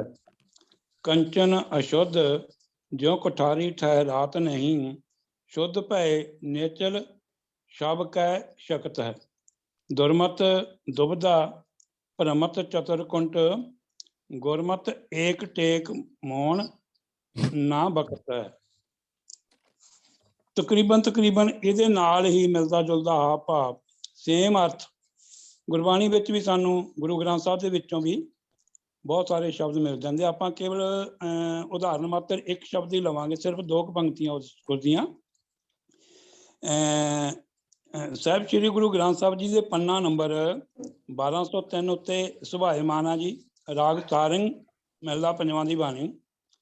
ਜਿਉਂ ਕਣਕੋ ਕੋਠਾਰੀ ਚੜਿਓ, ਕਬਰੋ ਹੋਤ ਫਿਰੋ, ਜਬ ਤੇ ਸ਼ੁੱਧ ਭਏ ਹੈ 12, ਤਬ ਤੇ ਥਾਨ ਥਿਰੋ। ਜੈਸੇ ਕੁੰਭ ਪੂਰ ਆਨਿਓ, ਤਬ ਉਹ ਭਿੰਨ ਦ੍ਰਿਸ਼ਟੋ, ਕਹੋ ਨਾਨਕ ਕੁੰਭ ਜਲੈ ਮੈਂ ਡਾਰਿਓ, ਅੰਬੈ ਅੰਬ ਮਿਲੋ। ਜਦੋਂ ਅਸੀਂ ਗੁਰੂ ਗ੍ਰੰਥ ਸਾਹਿਬ ਦੇ ਵਿੱਚ ਦੇਖਦੇ ਹਾਂ ਜੋ ਪੰਕਤੀ ਦਾ ਉਚਾਰਨ ਕੀਤਾ ਹੈ, ਜਿਵੇਂ ਸੋਨਾ ਕੋਠਾਰੀ ਚੜਿਓ, ਕਿਉਂ ਕਣਕੋ ਕੋਠਾਰੀ ਚੜਿਓ। ਕਣਕ ਮੈਨੇ ਸੋਨਾ, ਕੋਠਾਰੀ ਜਿਹੜੀ ਉਹ ਕੋਠਾਰੀ ਹੁੰਦੀ ਹੈ ਜਿਸ ਦੇ ਵਿੱਚ ਸੋਨਾ ਢਾਲਿਆ ਜਾਂਦਾ, ਗਰਮ ਕੀਤਾ ਜਾਂਦਾ। ਜਿਉਂ ਕਣਕੋ ਕੋਠਾਰੀ ਚੜਿਓ, ਕਬਰੋ ਹੋਤ ਫਿਰੋ। ਉਹਦੀ ਹਾਲਤ ਇੱਕ ਕਮਲੇ ਵਾਲੀ ਹੁੰਦੀ ਹੈ, ਇੱਧਰ ਉੱਧਰ ਦੌੜ ਭੱਜ ਕਰਦਾ ਹੈ, ਭਾਵ ਉਹ ਸੇਕ ਨਾਲ ਉਹਦੇ ਵਿੱਚੋਂ ਕੜਕੜ ਦੀ ਆਵਾਜ਼ ਆਉਂਦੀ ਹੈ ਤੇ ਉਹ ਅੱਗ ਦੇ ਉੱਤੇ ਥੋੜਾ ਜਿਹਾ ਨਾ ਮਤਲਬ ਕਿ ਜਿਵੇਂ ਇਹ ਕਦਾਂ ਵੀ ਉਹ ਭੁੜਕਦਾ ਜਾਂ ਭੁੜਕਦਾ ਜਾ, ਇਸ ਕਰਕੇ ਉਹ ਟਿਕਦਾ ਨਹੀਂ ਆ। ਜਬ ਤੇ ਸ਼ੁੱਧ ਪਏ, ਜਦੋਂ ਉਹ ਜਿਹੜਾ ਸੋਨਾ ਸੇਕ ਨਾਲ ਅੱਗ ਨਾਲ ਸ਼ੁੱਧ ਹੋ ਜਾਂਦਾ ਤੇ ਸ਼ੁੱਧ ਪਏ ਆ 12 ਵੰਨੀ ਦਾ ਸੋਨਾ ਸ਼ੁੱਧ ਮੰਨਿਆ ਜਾਂਦਾ ਜੀ। 12 ਵੰਨੀ ਜ਼ਿਆਦਾ ਤਾਂ ਜਿਹੜੇ ਕੰਮ ਕਰਦੇ ਆ ਉਹੀ ਜਾਣਦੇ ਆ ਸੋਨੇ ਦਾ, ਪਰ ਆਮ ਆਪਾਂ ਸੁਣਿਆ ਵੀ 12 ਵੰਨੀ ਦਾ ਸੋਨਾ ਸ਼ੁੱਧ ਹੁੰਦਾ। ਜਬ ਤੇ ਸ਼ੁੱਧ ਪਏ ਹੈ 12, ਤਬ ਤੇ ਥਾਨ ਥਿਰੋ। ਫਿਰ ਉਦੋਂ ਉਹ ਜਿਹੜਾ ਸੋਨਾ ਹੈ ਉਹ ਇੱਕ ਥਾਂ ਤੇ ਟਿਕ ਜਾਂਦਾ ਹੈ। ਥਾਨ, ਸਥਾਨ, ਅਸਥਾਨ, ਮੂਲ ਸ਼ਬਦ ਥਾਨ ਹੈ। ਥਿਰੋ ਮੈਨੇ ਟਿਕ ਜਾਂਦਾ ਹੈ, ਥਿਰ ਹੋ ਜਾਂਦਾ। ਜੈਸੇ ਕੁੰਭ ਉਦਕ ਪੂਰ ਆਨਿਓ, ਕੁੰਭ ਘੜਾ ਜੀ, ਉਦਕ ਪਾਣੀ, ਜਿਵੇਂ ਇੱਕ ਘੜਾ ਪਾਣੀ ਦਾ ਭਰ ਕੇ ਲੈ ਆਂਦਾ ਜੀ। ਤਬ ਉਹ ਭਿੰਨ ਦ੍ਰਿਸ਼ਟੋ, ਤਬ ਉਹ ਜਿਹੜਾ ਪਾਣੀ ਹੈ ਸਾਗਰ ਨਾਲੋਂ ਜਾਂ ਨਦੀ ਨਾਲੋਂ ਜਿੱਥੋਂ ਉਹ ਘੜਾ ਭਰ ਕੇ ਲਿਆਂਦਾ ਉਹਦੇ ਨਾਲੋਂ ਇੱਕ ਅਲੱਗ ਨਜ਼ਰ ਆਉਂਦਾ ਹੈ। ਲੇਕਿਨ ਹਕੀਕਤ ਦੇ ਵਿੱਚ ਜਦੋਂ ਅਸੀਂ ਦੇਖਦੇ ਹਾਂ, ਕਹੋ ਨਾਨਕ ਕੁੰਭ ਜਲੇ ਮੈਂ ਡਾਰਿਓ। ਇਹ ਨਾਨਕ ਜੀ ਤੁਸੀਂ ਕਹੋ, ਇਹ ਸਮਝਾਓ ਲੋਕਾਂ ਨੂੰ ਕਿ ਜਦੋਂ ਜਿਹੜਾ ਪਾਣੀ ਹੈ ਘੜਾ ਜਲੇ ਮੈਂ ਡਾਰਿਓ, ਉਹਨੂੰ ਪਾਣੀ ਦੇ ਵਿੱਚ ਮਿਲਾ ਦਿੱਤਾ ਜਾਂਦਾ। ਅੰਬ ਹੈ ਅੰਬ ਮਿਲੋ, ਉਹ ਪਾਣੀ ਦੇ ਵਿੱਚ ਮਿਲ ਜਾਂਦਾ ਤੇ ਫਿਰ ਉਹਦੀ ਪਛਾਣ ਕਰਨੀ ਔਖੀ ਹੋ ਜਾਂਦੀ ਹੈ ਵੀ ਘੜੇ ਵਾਲਾ ਪਾਣੀ ਕਿਹੜਾ ਤੇ ਦੂਜਾ ਪਾਣੀ ਕਿਹੜਾ। ਉਹ ਪਾਣੀ ਦੇ ਵਿੱਚ ਮਿਲ ਕੇ ਪਾਣੀ ਹੀ ਹੋ ਜਾਂਦਾ ਹੈ। ਇਸੇ ਤਰ੍ਹਾਂ ਹੀ ਇਹ ਸ਼ਬਦ ਦਾ ਭਾਵ ਹੈ, ਪਵਨ ਗਵਨ ਜੈਸੇ ਗੁੱਡੀਆ ਉੱਡਤ ਰਹੇ। ਪਵਨ ਦੇ ਗਵਨ ਨਾਲ, ਪਵਨ ਦੇ ਵੇਗ ਨਾਲ, ਪਵਨ ਦੇ ਚੱਲਣ ਨਾਲ ਜਿਵੇਂ ਇੱਕ ਗੁੱਡੀਆ ਜਿਹੜੀ ਪਤੰਗ ਹੈ ਉਹ ਉੱਡਦੀ ਰਹਿੰਦੀ ਹੈ। ਪਵਨ ਰਹਿਤ, ਜਿਉਂ ਹੀ ਉਹ ਪਵਨ ਰਹਿਤ ਹੋ ਜਾਂਦੀ ਹੈ, ਭਾਵ ਹਵਾ ਰੁਕ ਜਾਂਦੀ ਹੈ ਤੇ ਗੁੱਡੀ ਉੱਡ ਨਾ ਸਕਤ ਹੈ। ਪਵਨ ਤੋਂ ਬਿਨਾਂ, ਹਵਾ ਤੋਂ ਬਿਨਾਂ ਜਿਹੜੀ ਗੁੱਡੀ ਹੈ ਉਹ ਉੱਡ ਨਹੀਂ ਸਕਦੀ ਹੈ। ਡੋਰੀ ਕੀ ਮਰੋਰ ਜੈਸੇ ਲਟੂਆ ਫਿਰਤ ਰਹੇ। ਜਿਨ੍ਹਾਂ ਨੇ ਉਹ ਡੋਰੀ ਨਾਲ, ਰੱਸੀ ਨਾਲ ਘੁਮਾਉਣ ਵਾਲਾ ਲਾਟੂ ਦੇਖਿਆ ਹੈਗਾ, ਉਹ ਥੋੜ੍ਹਾ ਬੜੀ ਆਸਾਨੀ ਨਾਲ ਸਮਝ ਲੈਣਗੇ ਕਿ ਉਹਨੂੰ ਰੱਸੀ ਘੁਮਾ ਕੇ ਕਈ ਉਹਦੇ ਵੱਲ ਦਿੱਤੇ ਹੁੰਦੇ ਆ ਤੇ ਉਹ ਇੱਕ ਬੜੇ ਸਟਾਈਲ ਨਾਲ, ਇੱਕ ਢੰਗ ਨਾਲ ਉਹਨੂੰ ਘੁਮਾਇਆ ਜਾਂਦਾ। ਡੋਰੀ ਕੀ ਮਰੋਰ, ਡੋਰੀ ਕੀ ਮਰੋਰ ਭਾਵ ਮਰੋੜੀ ਜਿਹੜੀ ਉਹਦੀ ਰੱਸੀ ਉੱਤੇ ਘੁਮਾਈ ਹੁੰਦੀ ਹੈ। ਡੋਰੀ ਕੀ ਮਰੋਰ ਜੈਸੇ ਲੱਟੂਆ ਫਿਰਤ ਰਹੇ, ਤੇ ਉਹ ਜਿਹੜਾ ਲੱਟੂ ਹੈ ਉਹ ਘੁੰਮਦਾ ਰਹਿੰਦਾ ਲਾਟੂ। ਤਾਓ ਹਾਓ ਮਿਟੇ, ਜਦੋਂ ਉਹ ਡੋਰੀ ਵੱਲੋਂ ਉਹਨੂੰ ਮਤਲਬ ਜਿਹੜਾ ਬਲ ਦਿੱਤਾ ਗਿਆ ਉਹਦਾ ਹਾਵ ਭਾਵ ਮਿਟ ਜਾਂਦਾ। ਗਿਰ ਪਰੇ, ਫਿਰ ਉਹ ਡਿੱਗ ਪੈਂਦਾ ਹੈ। ਹੋਏ ਥਕਤ ਹੈ, ਫਿਰ ਉਹ ਇੱਦਾਂ ਲੱਗਦਾ ਵੀ ਜਿਵੇਂ ਇਹ ਲਾਟੂ ਘੁੰਮਦਾ ਘੁੰਮਦਾ ਥੱਕ ਗਿਆ ਹੋਵੇ ਤੇ ਹੁਣ ਇਹ ਰੁਕ ਗਿਆ। ਕੰਚਨ ਅਸ਼ੁੱਧ ਜਿਉਂ ਕੋਠਾਰੀ ਠਹਿਰਾਤ ਨਹੀਂ, ਜਿਵੇਂ ਕਿ ਸੋਨਾ ਜਿਹੜਾ ਇੰਪਿਓਰ, ਜਿਹੜਾ ਅਜੇ ਸ਼ੁੱਧ ਨਹੀਂ ਹੈ, ਮਿਲਾਵਟੀ ਸੋਨਾ, ਉਹ ਕਠਾਰੀ ਵਿੱਚ ਠਹਿਰਦਾ ਨਹੀਂ ਹੈ, ਭਾਵ ਇੱਧਰ ਉੱਧਰ ਦੌੜ ਭੱਜ ਕਰਦਾ ਹੈ, ਕੜ ਦੀ ਆਵਾਜ਼ ਕਰਦਾ ਹੈ। ਸ਼ੁੱਧ ਭੈ, ਜਦੋਂ ਉਹ ਸ਼ੁੱਧ ਹੋ ਜਾਂਦਾ ਹੈ ਫਿਰ ਉਹ ਨਿਚਲ ਹੋ ਜਾਂਦਾ ਹੈ। ਸ਼ੁੱਧ ਭੈ ਨਿਚਲ ਸਭ ਕੇ ਸ਼ਕਤ ਹੈ। ਜਦੋਂ ਸੋਨਾ, ਉਹੀ ਸੋਨਾ ਸੇਕ ਦੇ ਨਾਲ, ਅੱਗ ਦੇ ਨਾਲ ਸ਼ੁੱਧ ਹੋ ਗਿਆ, ਫਿਰ ਉਹ ਨਿਚਲ ਹੋ ਗਿਆ, ਭਾਵ ਇੱਧਰ ਉੱਧਰ ਦੌੜਦਾ ਨਹੀਂ ਹੈ। ਸ਼ਬ ਕੇ ਸ਼ਕਤ ਹੈ, ਸ਼ਬ ਹੁੰਦੀ ਹੈ ਛਵੀ, ਕਿਸੇ ਦੀ ਹਾਵ ਭਾਵ ਦੇਖਣ ਦੇ ਵਿੱਚ, ਤਾਂ ਅਸੀਂ ਕਹਿੰਦੇ ਹਾਂ ਵੀ ਉਹਦੀ ਛਵੀ ਬੜੀ ਉੱਭਰ ਗਈ ਹੈ, ਉਹਦੀ ਛਵੀ ਬੜੀ ਸੁਧਰ ਗਈ ਹੈ, ਜਾਂ ਉਹਦੀ ਛਵੀ ਬੜੀ ਮਾੜੀ ਹੈ। ਸੋ ਸਾਡੇ ਚਿਹਰੇ ਦੇ ਹਾਵ ਭਾਵ ਨੂੰ ਛਵੀ ਕਿਹਾ ਜਾਂਦਾ ਹੈ। ਸ਼ਬ ਕੇ ਸ਼ਕਤ ਹੈ, ਹੁਣ ਉਹਦੀ ਜਿਹੜੀ ਮਤਲਬ ਉਹਦੇ ਹਾਵ ਭਾਵ ਹੈ, ਉਹਦੀ ਦੇਖਣ ਦੀ ਸਾਰੀ ਜਿਹੜੀ ਉਹਦੀ ਸੋਨੇ ਦੇ ਹੈ, ਉਹ ਅੱਗੇ ਨਾਲੋਂ ਵੀ ਚਮਕ ਦਮਕ ਉਹਦੀ ਵੱਧ ਗਈ ਹੈ। ਦੁਰਮਤ ਦੁਬਦਾ ਭਰਮਤ ਚਤੁਰਕੁੰਟ, ਭੈੜੀ ਮਤ ਕਰਕੇ, ਦੁਰਮਤ ਕਰਕੇ, ਦੁਬਦਾ ਕਰਕੇ, ਭਰਮਤ ਚਤੁਰਕੁੰਟ। ਇਹ ਜਿਹੜਾ ਜੀਵ ਹੈ, ਪ੍ਰਾਨੀ ਹੈ, ਜਾਂ ਆਪਾਂ ਇੱਦਾਂ ਵੀ ਕਹਿ ਸਕਦੇ ਹਾਂ ਵੀ ਜਿਹੜਾ ਸਾਡਾ ਮਨ ਹੈ, ਇਹ 4 ਕੁੰਟਾਂ ਵਿੱਚ ਭਰਮਦਾ ਰਹਿੰਦਾ ਹੈ, ਇੱਕ ਥਾਂ ਟਿਕਦਾ ਨਹੀਂ ਹੈ। ਗੁਰਮਤ ਏਕ ਟੇਕ, ਗੁਰੂ ਦੀ ਮੱਤ ਲੈ ਕੇ, ਓਟ ਆਸਰਾ ਲੈ ਕੇ, ਮੌਨ ਨਾ ਬਕਤ ਹੈ, ਫਿਰ ਇਹ ਸ਼ਾਂਤ ਹੋ ਜਾਂਦਾ ਹੈ। ਭਾਵ ਜਿਵੇਂ ਇੱਕ ਮਨ ਸਾਡਾ ਚੁੱਪ ਕਰ ਗਿਆ, ਹੁਣ ਉਹਦੀ ਕੋਈ ਡਿਮਾਂਡ ਨਹੀਂ ਰਹੀ, ਇੱਧਰ ਉੱਧਰ ਦੌੜ ਭੱਜ ਨਹੀਂ ਰਹੀ, ਤੇ ਭਾਵ ਉਹ ਇੱਕ ਸੰਤੁਸ਼ਟ ਹੋ ਗਿਆ, ਨਾ ਬਕਤ ਹੈ। ਅਤੇ ਨਾ ਹੀ ਫਿਰ ਉਹ ਫਾਲਤੂ ਦੀਆਂ ਗੱਲਾਂ, ਜਿਵੇਂ ਕਿ ਆਪਾਂ ਵਕਤ ਮੈਨੇ ਹੁੰਦਾ ਬਕਵਾਸ ਕਰਨਾ, ਵੈਸੇ ਫਿਰ ਉਹ ਇੱਦਾਂ ਉੱਦਾਂ ਦੀਆਂ ਗੱਲਾਂ ਨਹੀਂ ਕਰਦਾ, ਤੇ ਮਨ ਸ਼ਾਂਤ ਹੋ ਜਾਂਦਾ ਹੈ। ਸੋ ਕਹਿਣ ਤੋਂ ਭਾਵ ਵੀ ਗੁਰੂ ਦੀ ਕਿੰਨੀ ਲੋੜ ਹੈ, ਇਹਦੇ ਵਿੱਚ ਭਾਈ ਗੁਰਦਾਸ ਜੀ ਨੇ ਇਹੀ ਦੱਸਿਆ ਹੈ, ਗੁਰਮਤ ਏਕ ਟੇਕ ਮੌਨ, ਫਿਰ ਇਹ ਜਿਹੜਾ ਮਨ ਹੈ ਜਾਂ ਜੀਵ ਹੈ ਸ਼ਾਂਤ ਹੋ ਜਾਂਦਾ ਹੈ। ਤੇ ਇਸ ਕਰਕੇ ਸਾਨੂੰ ਗੁਰੂ ਦੀ ਬਹੁਤ ਲੋੜ ਹੈ, ਤੇ ਗੁਰੂ ਵਾਲਾ ਹਰ ਇੱਕ ਨੂੰ ਬਣਨਾ ਚਾਹੀਦਾ ਹੈ, ਗੁਰ ਸ਼ਬਦ ਨਾਲ ਜੁੜਨਾ ਚਾਹੀਦਾ ਹੈ ਜੀ।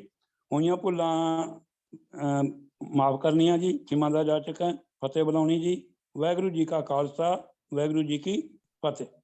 ਵਾਹਿਗੁਰੂ ਜੀ ਕੀ ਫਤਿਹ ਜੀ। ਸਰ ਕਿੱਕਰ ਸਿੰਘ ਜੀ ਨੇ ਵਿਸਤਾਰ ਨਾਲ ਆਪ ਜੀ ਨੂੰ ਇੱਕ ਇੱਕ ਬੰਦ ਨੂੰ ਸਮਝਾਇਆ ਹੈ ਕਿ ਕਿਸ ਤਰ੍ਹਾਂ ਅਗਰ ਜਿਵੇਂ ਜਿਹੜਾ ਕੋਈ ਖੋਟ ਹੈ, ਉਹ ਜਦ ਤੱਕ ਖੋਟ ਸਾਡੇ ਅੰਦਰ ਰਹਿੰਦਾ ਹੈ ਤਾਂ ਉਹ ਸਾਨੂੰ ਭਟਕਾਉਂਦਾ ਫਿਰਦਾ ਹੈ। ਤਾਂ ਇਸ ਤਰ੍ਹਾਂ ਹੀ ਮਾਇਆ ਜਿਹੜੀ ਹੈ ਉਹ ਸਾਨੂੰ ਭਟਕਾਉਂਦੀ ਫਿਰਦੀ ਹੈ, ਔਰ ਮਾਇਆ ਦੇ ਚੱਕਰਾਂ ਕਰਕੇ ਹੀ ਅਸੀਂ ਪਰੇਸ਼ਾਨ ਵੀ ਰਹਿੰਦੇ ਹਾਂ। ਲੇਕਿਨ ਸਾਡੇ ਅੰਦਰੋਂ ਜਦੋਂ ਮਾਇਆ ਦੀ ਖੋਟ ਖਤਮ ਹੋ ਜਾਂਦੀ ਹੈ, ਤੇ ਜਿਵੇਂ ਉਹ 12 ਬੰਨੀ ਸੋਨਾ ਜਿਹੜਾ ਹੈ ਉਹ ਸਥਿਰ ਹੋ ਜਾਂਦਾ ਹੈ ਜਦੋਂ ਉਹਦੇ ਅੰਦਰੋਂ ਖੋਟ ਜਿਹੜੀ ਹੈ ਨਿਕਲ ਜਾਂਦੀ ਹੈ। ਤਾਂ ਇਸ ਤਰ੍ਹਾਂ ਦੀ ਗੁਰੂ ਦੀ ਮੱਤ ਲੈ ਕਰਕੇ ਸਾਡੇ ਅੰਦਰੋਂ ਜੋ ਮਾਇਆ ਦੀ ਭਟਕਣਾ ਹੈ, ਜੋ ਮਾਇਆ ਸਾਨੂੰ ਪਰੇਸ਼ਾਨ ਕਰਦੀ ਹੈ, ਉਹ ਸਾਡੀ ਪਰੇਸ਼ਾਨੀ ਜਿਹੜੀ ਹੈ ਉਹ ਖਤਮ ਹੋ ਜਾਂਦੀ ਹੈ, ਔਰ ਸਾਡੀ ਬਿਰਤੀ ਜਿਹੜੀ ਹੈ ਸਾਡੇ ਸ਼ਬਦ ਦੇ ਨਾਲ ਸਾਡਾ ਜਿਹੜਾ ਹੈ ਸੁਰਤ ਜਿਹੜੀ ਹੈ ਉਹ ਜੁੜ ਜਾਂਦੀ ਹੈ। ਸੋ ਇਹ ਭਾਈ ਗੁਰਦਾਸ ਜੀ ਨੇ ਆਪਣੇ ਕਵਿਤ ਅੰਦਰ ਸਾਨੂੰ ਪ੍ਰਮਾਣ ਦੇ ਕਰਕੇ ਲਾਟੂ ਨੂੰ ਜੋ ਵੱਢ ਦਿੱਤਾ ਹੁੰਦਾ ਹੈ, ਤਾਂ ਉਹੀ ਮਾਇਆ ਸਾਡੇ ਮਨ ਨੂੰ ਵੀ ਵੱਢ ਦਿੱਤਾ ਹੁੰਦਾ ਹੈ, ਸਾਡੇ ਮਨ ਨੂੰ ਵੀ ਭੁਲੇਖਾ ਦਿੱਤਾ ਹੁੰਦਾ। ਤੇ ਜਿਸ ਤਰ੍ਹਾਂ ਉਹ ਲੱਟੂ ਘੁੰਮਦਾ ਹੈ, ਇਸ ਤਰ੍ਹਾਂ ਅਸੀਂ ਵੀ ਮਾਇਆ ਦੇ ਜਿਹੜੇ ਹਾਂ ਉਹ ਢਹਿ ਚੜ ਕੇ ਅਸੀਂ ਵੀ ਜਿਹੜੇ ਹਾਂ ਉਹ ਭਟਕਦੇ ਫਿਰਦੇ ਹਾਂ। ਤਾਂ ਜਿਸ ਵੇਲੇ ਉਹ ਵੱਟ ਖਤਮ ਹੋ ਜਾਂਦਾ ਹੈ, ਤਾਂ ਸਾਡੇ ਅੰਦਰ ਜਿਹੜੀ ਮਾਇਆ ਦੀ ਹਉਮੈ ਹੈ, ਮਾਇਆ ਨੇ ਸਾਨੂੰ ਵਿਕਾਰਾਂ ਵਾਲੇ ਪਾਸੇ ਪਾਇਆ ਹੈ, ਤੇ ਮਾਇਆ ਦੀ ਖਿੱਚ ਜਦੋਂ ਖਤਮ ਹੋਏਗੀ ਉਸੇ ਵੇਲੇ ਸਾਡੇ ਮਨ ਦੇ ਵਿੱਚੋਂ ਭਟਕਣਾ ਖਤਮ ਹੋਏਗੀ। ਤੇ ਜੇ ਇਹ ਘਟ ਜੋ ਮਾਇਆ ਦਾ ਅਸਰ ਹੈ, ਇਹ ਜੋ ਵੱਟ ਮਾਇਆ ਨੇ ਪਾਏ ਹੋਏ ਹਨ, ਉਹ ਕੇਵਲ ਗੁਰੂ ਦੀ ਮੱਤ ਦੇ ਨਾਲ ਹੀ ਖਤਮ ਹੋ ਸਕਦੇ ਹਨ, ਗੁਰੂ ਦੇ ਦੱਸੇ ਤਰੀਕੇ ਨਾਲ ਚੱਲਣ ਦੇ ਨਾਲ ਹੋ ਸਕਦੇ ਹਨ, ਉਹ ਸੇਵਾ ਔਰ ਸਿਮਰਨ ਦੇ ਨਾਲ ਹੀ ਹੋ ਸਕਦੇ ਹਨ। ਤੋਂ ਬੜੇ ਵਧੀਆ ਤਰੀਕੇ ਨਾਲ ਵੀਰ ਕਿੱਕਰ ਸਿੰਘ ਜੀ ਨੇ ਸਾਨੂੰ ਸਮਝਾਇਆ ਹੈ। ਬਹੁਤ ਬਹੁਤ ਧੰਨਵਾਦ ਵੀਰ ਕਿੱਕਰ ਸਿੰਘ ਜੀ ਆਪ ਜੀ ਦਾ। ਆਓ ਅਗਲਾ ਸਵਾਲ ਲਈਏ ਕਿ ਅਰਦਾਸ ਤੋਂ ਬਾਅਦ ਗੁਰੂ ਗ੍ਰੰਥ ਸਾਹਿਬ ਜੀ ਤੋਂ ਜੋ ਸ਼ਬਦ ਪੜ੍ਹਿਆ ਜਾਂਦਾ ਹੈ, ਸਵਾਲ ਹੈ ਕਿ ਉਸ ਨੂੰ ਮੁੱਖ ਵਾਕ, ਹੁਕਮ ਜਾਂ ਹੁਕਮਨਾਮਾ ਕਿਹਾ ਜਾਂਦਾ ਹੈ। ਇਸ ਬਾਰੇ ਬੜਾ ਭੁਲੇਖਾ ਹੈ, ਕਿਉਂਕਿ ਅੱਜ ਕੱਲ੍ਹ ਬੜੇ ਤੜਾਤੜ ਜਿਹੜੇ ਹਨ ਉਹ ਹੁਕਮਨਾਮੇ ਜਿਹੜੇ ਹਨ WhatsApp ਦੇ ਉੱਪਰ, ਸੋਸ਼ਲ ਮੀਡੀਆ ਦੇ ਉੱਪਰ, ਉਹ ਸਵੇਰੇ ਉੱਠਦਿਆਂ ਸਾਰੀ ਉਹ ਸ਼ੁਰੂ ਹੋ ਜਾਂਦੇ ਹਨ। ਉਹ ਇੱਕ ਭੇਜਦਾ, ਫਿਰ ਦੂਸਰਾ ਭੇਜਦਾ, ਫਿਰ ਇੱਕ ਗਰੁੱਪ ਵਾਲੇ ਭੇਜਦੇ ਹਨ, ਫਿਰ ਦੂਸਰੇ ਵਾਲੇ ਭੇਜਦੇ ਹਨ। ਤੇ ਕੋਈ ਇੱਕ ਜਗ੍ਹਾ ਦਾ ਸੀਸ ਗੰਜ ਦਾ ਭੇਜਦਾ ਹੈ, ਕੋਈ ਬੰਗਲਾ ਸਾਹਿਬ ਦਾ ਭੇਜਦਾ ਹੈ, ਕੋਈ ਅਲੱਗ-ਅਲੱਗ ਜਿਹੜੇ ਹਨ ਹਜ਼ੂਰ ਸਾਹਿਬ ਦਾ ਭੇਜਦਾ ਹੈ, ਕੋਈ ਪਟਨਾ ਸਾਹਿਬ ਤੋਂ ਭੇਜਦਾ ਹੈ, ਕੋਈ ਪਾਕਿਸਤਾਨ ਨਨਕਾਣਾ ਸਾਹਿਬ ਤੋਂ ਭੇਜਦਾ ਹੈ, ਕੋਈ ਪੰਜਾ ਸਾਹਿਬ ਤੋਂ ਭੇਜਦਾ। ਤਾਂ ਇਹ ਅਲੱਗ-ਅਲੱਗ ਤਰੀਕੇ ਦੇ ਜਿਹੜੇ ਆਉਂਦੇ ਹਨ, ਇਹਨਾਂ ਨੂੰ ਸਾਰੇ ਹੀ ਉੱਪਰ ਹੁਕਮਨਾਮਾ ਜਿਹੜੇ ਹਨ ਲਿਖਦੇ ਹਨ। ਤਾਂ ਕਨਫਿਊਜ਼ਨ ਇਹ ਹੈ ਕਿ ਹੁਕਮਨਾਮਾ ਵੀ ਵਰਤਨ ਵਿੱਚ ਆਉਂਦਾ ਹੈ ਔਰ ਮੁਖਵਾਕ ਵੀ ਇਸ ਨੂੰ ਕਿਹਾ ਜਾਂਦਾ ਹੈ ਤੇ ਹੁਕਮ ਵੀ ਇਸ ਨੂੰ ਕਿਹਾ ਜਾਂਦਾ ਹੈ। ਤਾਂ ਮੈਂ ਬੇਨਤੀ ਕਰਾਂਗਾ ਵੀਰ ਪ੍ਰਭਕੀਰਤਨ ਸਿੰਘ ਜੀ ਨੂੰ ਇਹ ਜੋ ਗੁੰਝਲ ਹੈ ਇਸ ਨੂੰ ਸਾਨੂੰ ਸਮਝਾਉਣ ਦੀ ਜਿਹੜੀ ਹੈ ਉਹ ਕੋਸ਼ਿਸ਼ ਕਰਨ। ਵੀਰ ਪ੍ਰਭਕੀਰਤਨ ਸਿੰਘ ਜੀ। ਜੀ ਇਸ ਸਵਾਲ ਦੇ ਵਿੱਚ ਜੋ ਸ਼ਬਦ ਵਰਤੇ ਗਏ ਹਨ ਉਹ ਤਿੰਨ ਹਨ, ਮੁਖਵਾਕ, ਹੁਕਮ ਤੇ ਹੁਕਮਨਾਮਾ। ਆਓ ਸਭ ਤੋਂ ਪਹਿਲਾਂ ਇਹਨਾਂ ਦੇ ਅੱਖਰੀ ਅਰਥ ਆਪਾਂ ਦੇਖ ਲਈਏ। ਮੁਖਵਾਕ ਜਾਂ ਸ੍ਰੀ ਮੁਖਵਾਕ ਵੀ ਕਿਹਾ ਜਾਂਦਾ ਹੈ। ਤਾਂ ਉਹ ਅਰਥ ਇਹ ਬਣਦੇ ਹਨ, ਸ੍ਰੀ ਤੋਂ ਭਾਵ ਹੈ ਜਦੋਂ ਅਸੀਂ ਕਿਸੇ ਸ਼ੋਭਾ ਵਾਲੇ ਵਿਅਕਤੀ, ਸਤਿਕਾਰਤ ਵਿਅਕਤੀ ਤੋਂ ਦੇ ਨਾਲ ਸੰਬੰਧਿਤ ਹੁੰਦੀ ਤੇ ਗੱਲ ਤੇ ਉਹਨੂੰ ਸ੍ਰੀ ਕਹਿ ਦਿੰਦੇ ਹਾਂ। ਤੇ ਮੁੱਖ ਵਾਕ ਦਾ ਅਰਥ ਹੈ ਮੁਖ ਤੋਂ ਨਿਕਲੇ ਹੋਏ ਵਾਕ, ਭਾਵ ਜੋ ਉਚਾਰਿਆ ਗਿਆ ਹੈ ਜਿਹਦੇ ਵੱਲੋਂ, ਭਾਵ ਕਿਸੇ ਸ਼ੋਭਾ ਵਾਲੇ ਵਿਅਕਤੀ ਤੋਂ। ਇੱਥੇ ਅਸੀਂ ਲੈ ਲਈਏ ਚੁੱਕੇ ਸ੍ਰੀ ਗੁਰੂ ਗ੍ਰੰਥ ਸਾਹਿਬ ਜੀ ਦੇ ਨਾਲ ਸੰਬੰਧਿਤ ਹੈ, ਉਹਦੇ ਵਿੱਚ ਭਗਤ ਸਾਹਿਬਾਨ, ਗੁਰੂ ਸਾਹਿਬਾਨ ਦੇ ਨਾਲ ਸੰਬੰਧਿਤ ਹੈ, ਤਾਂ ਇਸ ਨੂੰ ਸਤਿਕਾਰ ਦੇ ਨਾਲ ਸ੍ਰੀ ਮੁਖਵਾਕ ਕਹਿ ਦਿੱਤਾ ਜਾਂਦਾ ਹੈ। ਤਾਂ ਸ੍ਰੀ ਮੁਖਵਾਕ ਦਾ ਅਰਥ ਹੈ ਕਿ ਸਤਿਕਾਰਤ ਵਿਅਕਤੀ ਦੇ ਮੁਖ ਤੋਂ ਉਚਾਰਿਆ ਗਿਆ ਜੋ ਵਾਕ ਹੈ ਉਹ ਸ੍ਰੀ ਮੁਖਵਾਕ ਹੈ। ਇਹ ਅਸੀਂ ਗੁਰੂ ਗ੍ਰੰਥ ਸਾਹਿਬ ਦੇ ਵਿੱਚ ਵੀ ਇਹ ਸ਼ਬਦ ਵਰਤੇ ਗਏ ਹਨ, ਜਿਵੇਂ ਕਿ ਅਸੀਂ ਪੜ੍ਹਦੇ ਹਾਂ, ਸਵਈਆਂ ਦੇ ਉੱਤੇ ਸਿਰਲੇਖ ਹੈ, ਸਵਈਏ ਸ੍ਰੀ ਮੁਖ ਵਾਕਿਆ ਮਹਿਲਾ ਪੰਜਵਾਂ। ਇਸੇ ਤਰ੍ਹਾਂ ਹੀ ਦਸਮ ਪਾਤਸ਼ਾਹ ਦੀ ਬਾਣੀ ਦੇ ਨਾਲ ਵੀ ਸੰਬੰਧਿਤ ਆ ਜਾਂਦਾ ਹੈ, ਸ੍ਰੀ ਮੁਖਵਾਕ ਪਾਤਸ਼ਾਹੀ ਦਸਵੀਂ। ਤਾਂ ਉੱਥੇ ਇਹਦੇ ਅਰਥ ਸਪਸ਼ਟ ਹੋ ਜਾਂਦੇ ਹਨ ਵੀ ਇਹ ਜੋ ਅੱਗੇ ਜੋ ਬਾਣੀ ਲਿਖੀ ਗਈ ਹੈ ਉਹ ਕਿਹਦੇ ਸ੍ਰੀ ਮੁਖ ਤੋਂ ਉਚਾਰੀ ਗਈ ਹੈ। ਦੂਸਰਾ ਸ਼ਬਦ ਜੋ ਵਰਤਿਆ ਗਿਆ ਹੈ ਉਹ ਹੈ ਹੁਕਮ। ਹੁਕਮ ਦਾ ਅਰਥ ਹੁੰਦਾ ਹੈ ਆਗਿਆ। ਹੁਣ ਇੱਕ ਸਿੱਖ ਦੇ ਵਾਸਤੇ ਜੋ ਗੁਰੂ ਦਾ ਉਪਦੇਸ਼ ਹੈ ਉਹ ਵੀ ਆਗਿਆ ਰੂਪ ਹੀ ਹੈ, ਹੁਕਮ ਰੂਪ ਹੀ ਹੈ, ਕਿਉਂਕਿ ਅਸੀਂ ਉਸ ਨੂੰ ਮੰਨਣਾ ਹੈ। ਤਾਂ ਤੀਜਾ ਸ਼ਬਦ ਜੋ ਵਰਤਿਆ ਗਿਆ ਹੈ ਉਹ ਹੈ ਹੁਕਮਨਾਮਾ। ਹੁਕਮਨਾਮਾ ਦੇ ਅੱਖਰੀ ਅਰਥ ਹਨ ਆਗਿਆ ਪੱਤਰ, ਭਾਵ ਪੱਤਰ ਜੋ ਸ਼ਬਦ ਅਰਥ ਆਏ ਹਨ, ਇਹ ਨਾਮਾ ਜੋ ਨਾਲ ਲਿਖਿਆ ਗਿਆ ਹੈ ਇਹ ਫਾਰਸੀ ਦਾ ਸ਼ਬਦ ਹੈ। ਇਹਦੇ ਕਈ ਅਰਥ ਹਨ। ਪਹਿਲਾ ਅਰਥ ਹੈ ਪੱਤਰ, ਜਦੋਂ ਅਸੀਂ ਕੋਈ ਚਿੱਠੀ ਲਿਖਦੇ ਹਾਂ ਜਾਂ ਜਦੋਂ ਕੋਈ ਕਹਾਣੀ, ਬਿਰਤਾਂਤ ਜਾਂ ਕੋਈ ਐਪਿਕ ਦੇ ਵਿੱਚ ਮਹਾਕਾਵ ਲਿਖਿਆ ਜਾਂਦਾ ਤੇ ਉਹਦੇ ਨਾਲ ਵੀ ਨਾਮਾ ਸ਼ਬਦ ਵਰਤਿਆ ਜਾਂਦਾ ਹੈ। ਸਾਡੇ ਵੀ ਰਵਾਇਤਾਂ ਦੇ ਵਿੱਚ ਜਿਵੇਂ ਜ਼ਫਰਨਾਮਾ ਤੇ ਫਤਿਹਨਾਮਾ ਦੇ ਨਾਲ ਇਹ ਸ਼ਬਦ ਲਗਾਏ ਗਏ ਹਨ, ਤੇ ਇਹਦੇ ਅਰਥ ਵੀ ਅਸੀਂ ਇਹੀ ਕਰਦੇ ਹਾਂ ਕਿ ਫਤਿਹ ਦੀ ਚਿੱਠੀ। ਇਸੇ ਤਰ੍ਹਾਂ ਹੀ ਫਾਰਸੀ ਦੀ ਇੱਕ ਮਸ਼ਹੂਰ ਪੁਸਤਕ ਹੈ ਸ਼ਾਹਨਾਮਾ, ਜਿਹਦੇ ਵਿੱਚ ਉਥੋਂ ਦੇ ਜੋ ਬਾਦਸ਼ਾਹ ਸਨ ਉਹਨਾਂ ਦਾ ਬਿਰਤਾਂਤ ਦਿੱਤਾ ਗਿਆ, ਹਿਸਟਰੀ ਦਿੱਤੀ ਗਈ ਹੈ। ਤਾਂ ਇਹ ਤਾਂ ਹੋਏ ਇਹਨਾਂ ਦੇ ਅੱਖਰੀ ਅਰਥ। ਤਾਂ ਸਿੱਖ ਰਵਾਇਤਾਂ ਦੇ ਵਿੱਚ ਹੁਕਮਨਾਮਾ ਉਹਨਾਂ ਪੱਤਰਾਂ ਨੂੰ ਕਿਹਾ ਜਾਂਦਾ ਹੈ ਜੋ ਗੁਰੂ ਸਾਹਿਬਾਨ ਵੱਲੋਂ, ਮਾਤਾ ਸੁੰਦਰੀ ਜੀ ਵੱਲੋਂ ਵੱਖਰੇ ਵੱਖਰੇ ਥਾਵਾਂ ਦੀਆਂ ਸੰਗਤਾਂ ਜਾਂ ਸਿੰਘਾਂ ਦੇ ਨਾਮ ਦੇ ਉੱਤੇ ਲਿਖੇ ਜਾਂਦੇ ਨੇ। ਇਹ ਸਾਰੇ ਜੋ ਪੱਤਰ ਸਨ ਇਹਨਾਂ ਵਿੱਚ ਗੁਰੂ ਸਾਹਿਬਾਨ ਦੇ ਜਾਂ ਮਾਤਾਵਾਂ ਦੇ ਦਸਖਤ ਹੁੰਦੇ ਸਨ, ਮੋਹਰ ਹੁੰਦੀ ਸੀ, ਤੇ ਸਿੱਖਾਂ ਲਈ ਇਹ ਸ਼ਾਹੀ ਫਰਮਾਨ ਦਾ ਇਕਵਲੈਂਟ ਸੀ, ਕਿਉਂਕਿ ਬਾਦਸ਼ਾਹਾਂ ਦੇ ਸ਼ਾਹੀ ਫਰਮਾਨ ਵੀ ਇਸੇ ਢੰਗ ਨਾਲ ਹੀ ਦਸਖਤ ਨਾਲ, ਮੋਹਰ ਨਾਲ ਜਾਰੀ ਕੀਤੇ ਜਾਂਦੇ ਸਨ।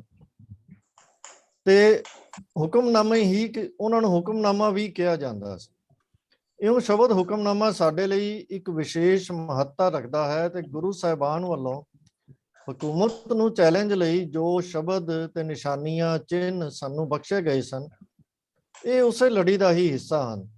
ਜਿਵੇਂ ਅਸੀਂ ਸ਼ਬਦ ਵਰਤਦੇ ਹਾਂ ਸੱਚਾ ਪਾਤਸ਼ਾਹ, ਤਖਤ, ਕਲਗੀਧਰ, ਬਾਜ਼ਾਂ ਵਾਲੇ, ਘੋੜ ਸਵਾਰੀ ਕਰਨਾ ਜਿਹੜਾ ਇਹ ਸਾਨੂੰ ਉਹਨਾਂ ਨੇ ਦਿੱਤਾ, ਫੌਜਾਂ, ਸ਼ਸਤਰਾਂ ਤੇ ਜੰਗੀ ਮਸ਼ਕਾਂ ਦੀ ਰਵਾਇਤ, ਇਹ ਸਾਰੀਆਂ ਜਿਹੜੀਆਂ ਸਨ ਇਹ ਹਕੂਮਤ ਨੂੰ ਚੈਲੰਜ ਕਰਨ ਲਈ ਚਿੰਨ੍ਹ ਸਨ, ਤੇ ਸਾਡੀ ਸ਼ਬਦਾਵਲੀ ਵੀ ਉਹਦੇ ਮੁਤਾਬਕ ਹੀ ਘੜੀ ਗਈ ਸੀ। ਤਾਂ ਇਹ ਅਸਲ ਦੇ ਵਿੱਚ ਸਿੱਖਾਂ ਦੀ ਤੇ ਖਾਲਸੇ ਦੀ ਸੁਤੰਤਰ ਹਸਤੀ ਦੀ ਲਿਖਾਇਕ ਹੈ। ਇਸੇ ਪਰੰਪਰਾ ਦੇ ਵਿੱਚ ਹੀ ਹੁਕਮਨਾਮੇ ਜਿਹੜੇ ਹਨ ਹੁਣ ਗੁਰੂ ਸਾਹਿਬਾਨ ਤੋਂ ਬਾਅਦ ਦੇ ਸਮੇਂ ਦੇ ਵਿੱਚ ਅੱਜ ਕੱਲ੍ਹ ਤਖਤ ਸਾਹਿਬਾਨ ਤੋਂ ਜਾਰੀ ਹੁੰਦੇ ਹਨ, ਤੇ ਉਸੇ ਤਰ੍ਹਾਂ ਹੀ ਦਸਖਤ ਤੇ ਮੋਹਰ ਹੇਠ ਜਾਰੀ ਹੁੰਦੇ ਹਨ, ਜਿਵੇਂ ਕਿ ਓਰੀਜਨਲੀ ਰਵਾਇਤ ਚੱਲੀ ਆ ਰਹੀ ਹੈ। ਉਹ ਹੁਕਮਨਾਮਾ ਸਾਡੇ ਲਈ ਵਿਸ਼ੇਸ਼ ਮਹੱਤਤਾ ਇਸ ਪੱਖ ਤੋਂ ਰੱਖਦਾ ਹੈ। ਇਸੇ ਤਰ੍ਹਾਂ ਹੀ ਆਵਾਜ਼ਾਂ, ਵਾਕ ਜਾਂ ਮੁੱਖ ਵਾਕ ਤੇ ਹੁਕਮ, ਇਹ ਸਾਡੀ ਧਾਰਮਿਕ ਆਤਮਿਕ ਸ਼ਬਦਾਵਲੀ ਦਾ ਹਿੱਸਾ ਹੈ। ਜਦੋਂ ਅਸੀਂ ਰਹਿਤ ਮਰਿਆਦਾ ਦੇ ਵਿੱਚ ਦੇਖਦੇ ਹਾਂ ਤੇ ਰਹਿਤ ਮਰਿਆਦਾ ਦੇ ਵਿੱਚ ਇਹ ਡਿਫਾਈਨ ਕੀਤਾ ਗਿਆ ਹੈ ਕਿ ਜਦੋਂ ਅਸੀਂ ਸਤਿਗੁਰੂ ਜੀ ਦੇ ਦਰਸ਼ਨ ਕਰਨੇ ਹਨ ਤੇ ਉਹਦੇ ਹਿੱਸੇ ਉਹਨਾਂ ਨੇ ਜੋ ਡਿਫਾਈਨ ਕੀਤੇ ਹਨ ਕਿ ਪਹਿਲਾ ਮੱਥਾ ਟੇਕਣਾ, ਫਿਰ ਅਦਬ ਦੇ ਨਾਲ ਗੁਰੂ ਰੂਪ ਸੰਗਤ ਦੇ ਦਰਸ਼ਨ ਕਰਨੇ ਤੇ ਆਵਾਜ਼ਾਂ ਲੈਣਾ ਜਾਂ ਸੁਣਨਾ, ਭਾਵ ਜੋ ਹੁਕਮ ਸਤਿਗੁਰੂ ਜੀ ਦਾ ਗੁਰੂ ਗ੍ਰੰਥ ਸਾਹਿਬ ਦੇ ਵਿੱਚੋਂ ਹੈ ਉਹਨੂੰ ਆਪ ਪੜ੍ਹਨਾ ਜਾਂ ਸੁਣਨਾ, ਇਹ ਸਾਰਾ ਮਿਲਾ ਕੇ ਹੀ ਸਤਿਗੁਰੂ ਜੀ ਦੇ ਦਰਸ਼ਨ ਰੂਪ ਡਿਫਾਈਨ ਕੀਤੇ ਗਏ ਹਨ। ਇਸ ਤੋਂ ਬਿਨਾਂ ਜਿਹੜਾ ਹੈ ਉਹ ਸਾਡਾ ਕੰਮ ਅਧੂਰਾ ਹੋ ਜਾਂਦਾ ਹੈ। ਤੋ ਹੁਕਮ ਸ਼ਬਦ ਜਿਹੜਾ ਹੈ, ਇੱਥੇ ਇਸ ਸੈਕਸ਼ਨ ਦਾ ਨਾਮ ਹੀ ਰਹਿਤ ਮਰਿਆਦਾ ਦੇ ਵਿੱਚ ਹੁਕਮ ਹੈ। ਤੋ ਭਾਵੇਂ ਇਹ ਸਾਰੇ ਸ਼ਬਦ ਹੀ ਜਿਹੜੇ ਹਨ, ਆਵਾਜ਼ਾਂ ਲੈਣਾ, ਵਾਕ ਲੈਣਾ, ਮੁਖਵਾਕ ਤੇ ਹੁਕਮ, ਇਹ ਸਾਰੇ ਹੀ ਕੁਝ ਨਾ ਕੁਝ ਹੱਦ ਤੱਕ ਅੱਜ ਵੀ ਸਿੱਖਾਂ ਦੇ ਵਿੱਚ ਪ੍ਰਚਲਿਤ ਹਨ, ਪਰ ਸਿੱਖ ਰਹਿਤ ਮਰਿਆਦਾ ਵਿੱਚ ਸ਼ਬਦ ਹੁਕਮ ਨੂੰ ਹੀ ਪ੍ਰਮੁਖਤਾ ਦੇ ਕੇ ਪ੍ਰਵਾਨ ਚਾੜਿਆ ਗਿਆ ਹੈ। ਭਾਵੇਂ ਇਹ ਸਾਰੇ ਸ਼ਬਦਾਂ ਦਾ ਰਹਿਤ ਮਰਿਆਦਾ ਵਿੱਚ ਜ਼ਿਕਰ ਤਾਂ ਕੀਤਾ ਗਿਆ ਹੈ, ਪਰ ਜਦੋਂ ਹੁਕਮ ਦੀ ਮਰਿਆਦਾ ਦੀ ਵਿਆਖਿਆ ਕੀਤੀ ਹੈ, ਉੱਥੇ ਕੇਵਲ ਹੁਕਮ ਸ਼ਬਦ ਹੀ ਵਰਤਿਆ ਗਿਆ ਹੈ, ਹੋਰ ਕੋਈ ਸ਼ਬਦ ਨਹੀਂ ਵਰਤਿਆ ਗਿਆ, ਜਿਸ ਤੋਂ ਸਾਨੂੰ ਸਪਸ਼ਟ ਹੋ ਜਾਂਦਾ ਹੈ ਕਿ ਜਦੋਂ ਅਸੀਂ ਸ੍ਰੀ ਗੁਰੂ ਗ੍ਰੰਥ ਸਾਹਿਬ ਜੀ ਦਾ ਰੁਮਾਲਾ ਚੁੱਕ ਕੇ, ਜਿਵੇਂ ਮਰਿਆਦਾ ਹੈ ਕਿ ਖੱਬੇ ਪਾਸੇ ਉੱਪਰ ਜਿਹੜਾ ਸ਼ਬਦ ਚੱਲ ਰਿਹਾ ਹੋਵੇ ਉਸ ਨੂੰ ਆਰੰਭ ਤੋਂ ਪੜ੍ਹਨਾ, ਸੰਗਤ ਨੂੰ ਸੁਣਾਉਣਾ ਜਾਂ ਆਪ ਪੜ੍ਹਨਾ, ਇਹਦੇ ਲਈ ਭਾਵੇਂ ਪੱਤਰਾ ਵੀ ਪਰਤਣਾ ਪਵੇ, ਇਹ ਸਾਰਾ ਪ੍ਰੋਸੈਸ ਜਿਹੜਾ ਹੈ ਇਸ ਨੂੰ ਹੁਕਮ ਹੀ ਕਿਹਾ ਜਾਂਦਾ ਹੈ। ਅਤੇ ਜਿਹੜਾ ਜ਼ਿਕਰ ਇਸ ਸਵਾਲ ਵਿੱਚ ਕੀਤਾ ਗਿਆ ਹੈ, ਦੀਵਾਨ ਦੀ ਸਮਾਪਤੀ ਤੇ ਭੋਗ ਤੋਂ ਬਾਅਦ ਵੀ ਜੋ ਅਰਦਾਸੇ ਤੋਂ ਬਾਅਦ ਅੰਤਮ ਸ੍ਰੀ ਗੁਰੂ ਗ੍ਰੰਥ ਸਾਹਿਬ ਜੀ ਦੇ ਵਿੱਚੋਂ ਪੜ੍ਹਿਆ ਜਾਂਦਾ ਹੈ ਇੱਕ ਸ਼ਬਦ, ਉਹਨੂੰ ਹੁਕਮ ਲੈਣਾ ਹੀ ਕਿਹਾ ਜਾਂਦਾ ਹੈ। ਤੋ ਇਹ ਸਾਰੇ ਸ਼ਬਦ ਉਸੇ ਪਰਥਾਈ ਹੀ ਵਰਤੇ ਜਾਂਦੇ ਹਨ। ਤੋ ਇਹੀ ਚੂੰਕਿ ਮਰਿਆਦਾ ਦੇ ਵਿੱਚ ਇਹ ਸ਼ਬਦ ਹੁਕਮ ਨੂੰ ਹੀ ਪੜ੍ਹੇ ਜਾਣ ਦੀ ਗੱਲ ਕੀਤੀ ਗਈ ਹੈ, ਤੋ ਇਹ ਸਾਡੇ ਲਈ ਇਸ ਵਰਤੋਂ ਦੇ ਵਾਸਤੇ ਹੁਕਮ ਵਾਲੇ ਸ਼ਬਦ ਦਾ ਹੀ ਮਤਲਬ ਇਸਤੇਮਾਲ ਕਰਨਾ ਚਾਹੀਦਾ ਹੈ। ਤੋ ਸਪਸ਼ਟ ਹੈ ਕਿ ਖਾਲਸਾਈ ਮਰਿਆਦਾ ਵਿੱਚ ਹੁਕਮ ਤੇ ਹੁਕਮਨਾਮੇ ਦਾ ਦੋਵਾਂ ਦਾ ਆਪਣਾ ਆਪਣਾ ਵਿਸ਼ੇਸ਼ ਸਥਾਨ ਹੈ ਅਤੇ ਦੋਵਾਂ ਦੀ ਆਪਣੀ ਆਪਣੀ ਮਹੱਤਤਾ ਹੈ। ਇੱਕ ਪਾਸੇ ਹੁਕਮ ਸਾਡੀ ਧਾਰਮਿਕ ਤੇ ਆਤਮਿਕ, ਵਿਹਾਰਕ, ਦਾਰਸ਼ਨਿਕ ਅਗਵਾਈ ਜਿਹੜੀ ਗੁਰਬਾਣੀ ਦੇ ਵਿੱਚ ਹੈ ਉਹ ਹੁਕਮ ਰੂਪ ਹੈ, ਉਸ ਨੂੰ ਕਿਹਾ ਜਾਂਦਾ ਹੈ ਅਤੇ ਇਹ ਸਮੁੱਚੇ ਸੰਸਾਰ, ਜਾਤੀਆਂ, ਵਰਨਾਂ, ਨਸਲਾਂ ਲਈ ਸਾਂਝਾ ਉਪਦੇਸ਼ ਹੁੰਦਾ ਹੈ। ਪਰ ਦੂਜੇ ਪਾਸੇ ਜਦੋਂ ਅਸੀਂ ਹੁਕਮਨਾਮਾ ਜਿਹੜਾ ਹੈ ਉਹ ਖਾਲਸਾਈ ਸੁਤੰਤਰਤਾ ਦੀਆਂ ਰਵਾਇਤਾਂ ਨਾਲ ਸੰਬੰਧਿਤ ਹੈ, ਇਹ ਖਾਲਸਾਈ ਆਜ਼ਾਦ ਹਸਤੀ ਦਾ ਪ੍ਰਤੀਕ ਹੈ ਤੇ ਤਖਤ ਸਾਹਿਬਾਨਾਂ ਤੋਂ ਉਸੇ ਰਵਾਇਤ ਦੇ ਨਾਲ ਦਸਤਖਤਾਂ ਤੇ ਮੋਹਰ ਹੇਠ ਜਾਰੀ ਹੁੰਦੇ ਹਨ ਅਤੇ ਇਹ ਖਾਲਸਾਈ ਧਰਮ ਦਾ ਪਾਲਣ ਕਰਨ ਵਾਲਿਆਂ ਲਈ ਪੰਥਕ ਮਸਲਿਆਂ ਨਾਲ ਸੰਬੰਧਿਤ ਜਿਹੜੇ ਨਿਰਣੇ ਤੇ ਆਗਿਆ ਪੱਤਰ, ਭਾਵ ਹੁਕਮ ਦੇ ਪੱਤਰ ਹੁੰਦੇ ਹਨ, ਉਹਦੇ ਵਾਸਤੇ ਵਰਤਿਆ ਜਾਂਦਾ ਹੈ। ਤਾਂ ਇਹਦੀ ਇੱਕ ਆਪਣੀ ਅਲੱਗ ਥਾਂ ਹੈ ਹੁਕਮਨਾਮੇ ਦੀ। ਤਾਂ ਸਾਨੂੰ ਇਹਨਾਂ ਦੋਹਾਂ ਰਵਾਇਤਾਂ ਨੂੰ, ਮਰਿਆਦਾ ਨੂੰ ਮੁੱਖ ਰੱਖਦੇ ਹੋਏ ਇਹਨਾਂ ਦੋਹਾਂ ਨੂੰ ਆਪਸ ਵਿੱਚ ਰਲਗੱਡ ਕਰਕੇ ਨਹੀਂ ਵਰਤਣਾ ਚਾਹੀਦਾ। ਤੇ ਅਰਦਾਸ ਤੋਂ ਪਿੱਛੋਂ ਜਦੋਂ ਸਾਹਿਬ ਗੁਰੂ ਗ੍ਰੰਥ ਸਾਹਿਬ ਜੀ ਦੇ ਵਿੱਚੋਂ ਹੁਕਮ ਰੂਪੀ ਸ਼ਬਦ ਪੜ੍ਹਿਆ ਜਾਂਦਾ ਹੈ ਤੇ ਉਹਨੂੰ ਹੁਕਮ ਹੀ ਕਹਿਣਾ ਚਾਹੀਦਾ ਹੈ।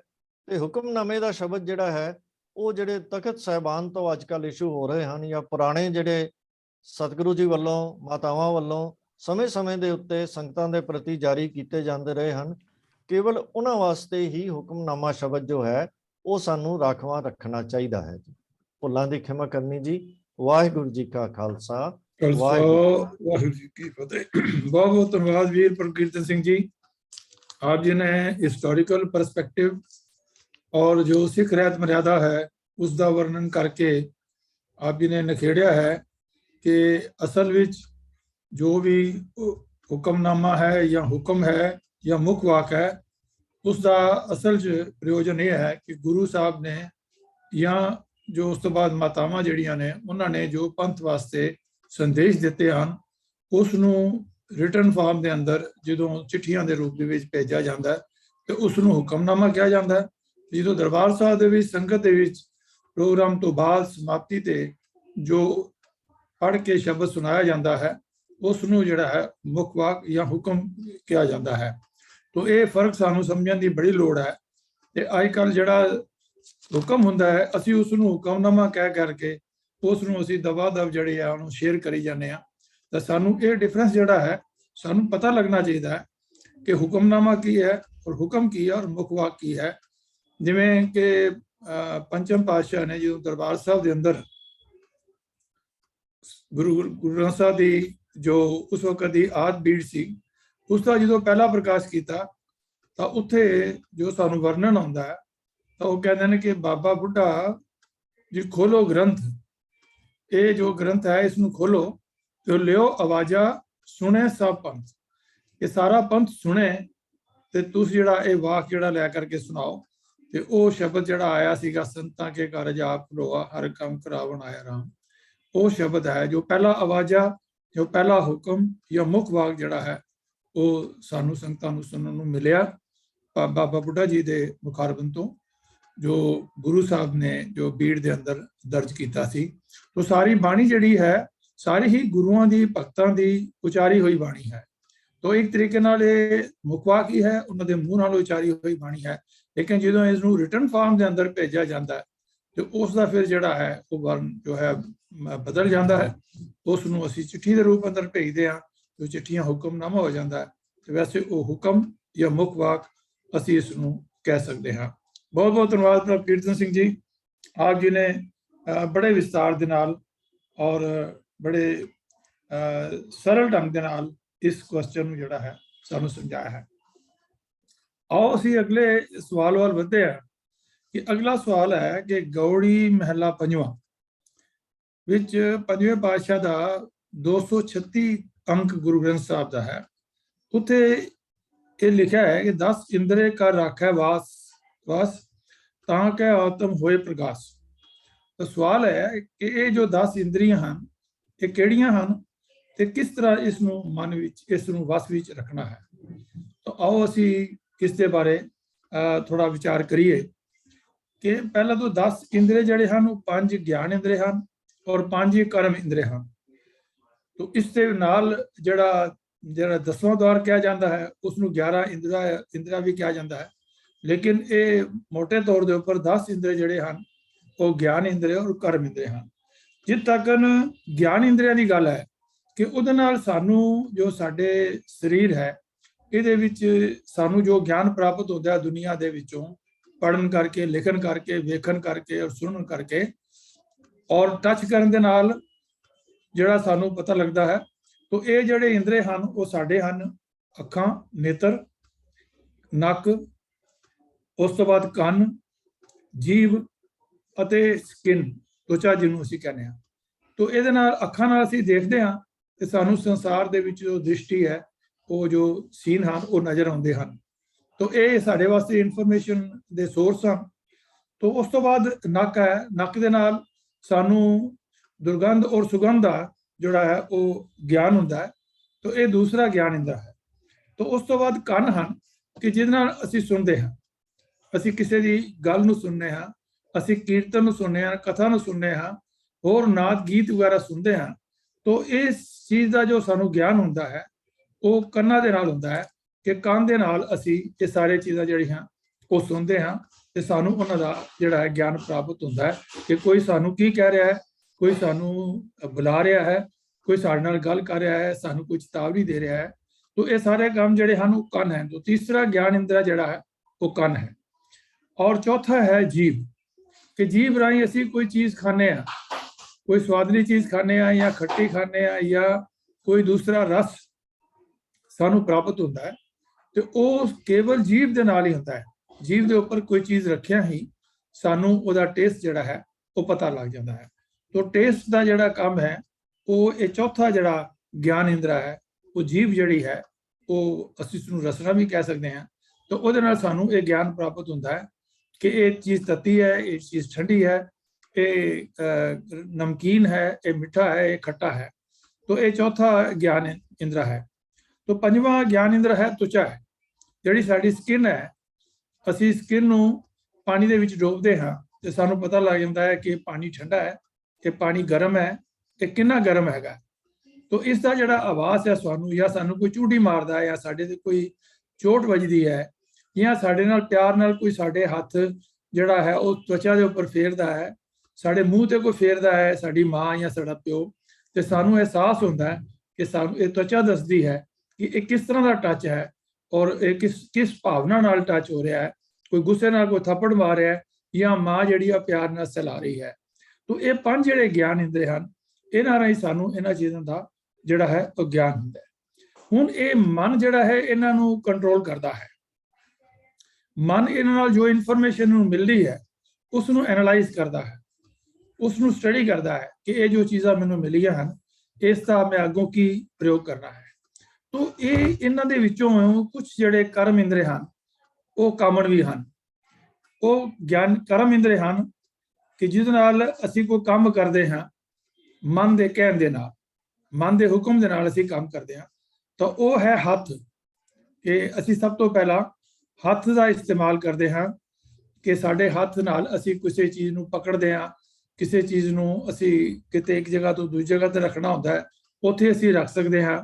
ਤਾਂ ਕੋਈ ਵੀ ਚੀਜ਼ ਜਿਹੜੀ ਅਸੀਂ ਕਰ ਰਹੇ ਹਾਂ ਹੱਥ ਨਾਲ, ਇਹ ਦੋ ਹੱਥ ਜਿਹੜੇ ਹਨ ਇਹ ਸਾਡੇ ਬੜੇ ਹੈਲਪਫੁਲ ਹਨ। ਕਿਸੇ ਵੇਟ ਨੂੰ ਚੁੱਕਣਾ ਹੈ ਜਾਂ ਕੁਝ ਕਰਨਾ ਹੈ ਤਾਂ ਇਸ ਵਾਸਤੇ ਬੜੇ ਸਾਨੂੰ ਇਹ ਹੈਲਪਫੁਲ ਹੁੰਦੇ ਹਨ ਕਿ ਅਸੀਂ ਕੋਈ ਚੀਜ਼ ਖਾਣਾ ਹੈ ਜਾਂ ਕੋਈ ਪੀਣਾ ਹੈ ਤਾਂ ਉਹ ਚੀਜ਼ ਸਾਡੇ ਮੂੰਹ ਤੱਕ ਜਿਹੜੇ ਹਨ, ਇਹ ਜਿਹੜੇ ਹੱਥ ਜਿਹੜੇ ਹਨ ਇਹ ਕਰਮ ਇੰਦਰੀ ਹਨ, ਇਹ ਸਾਡੇ ਉੱਤੇ ਲੈ ਜਾਂਦੇ ਹਨ। ਤੇ ਦੂਸਰੇ ਹਨ ਪੈਰ।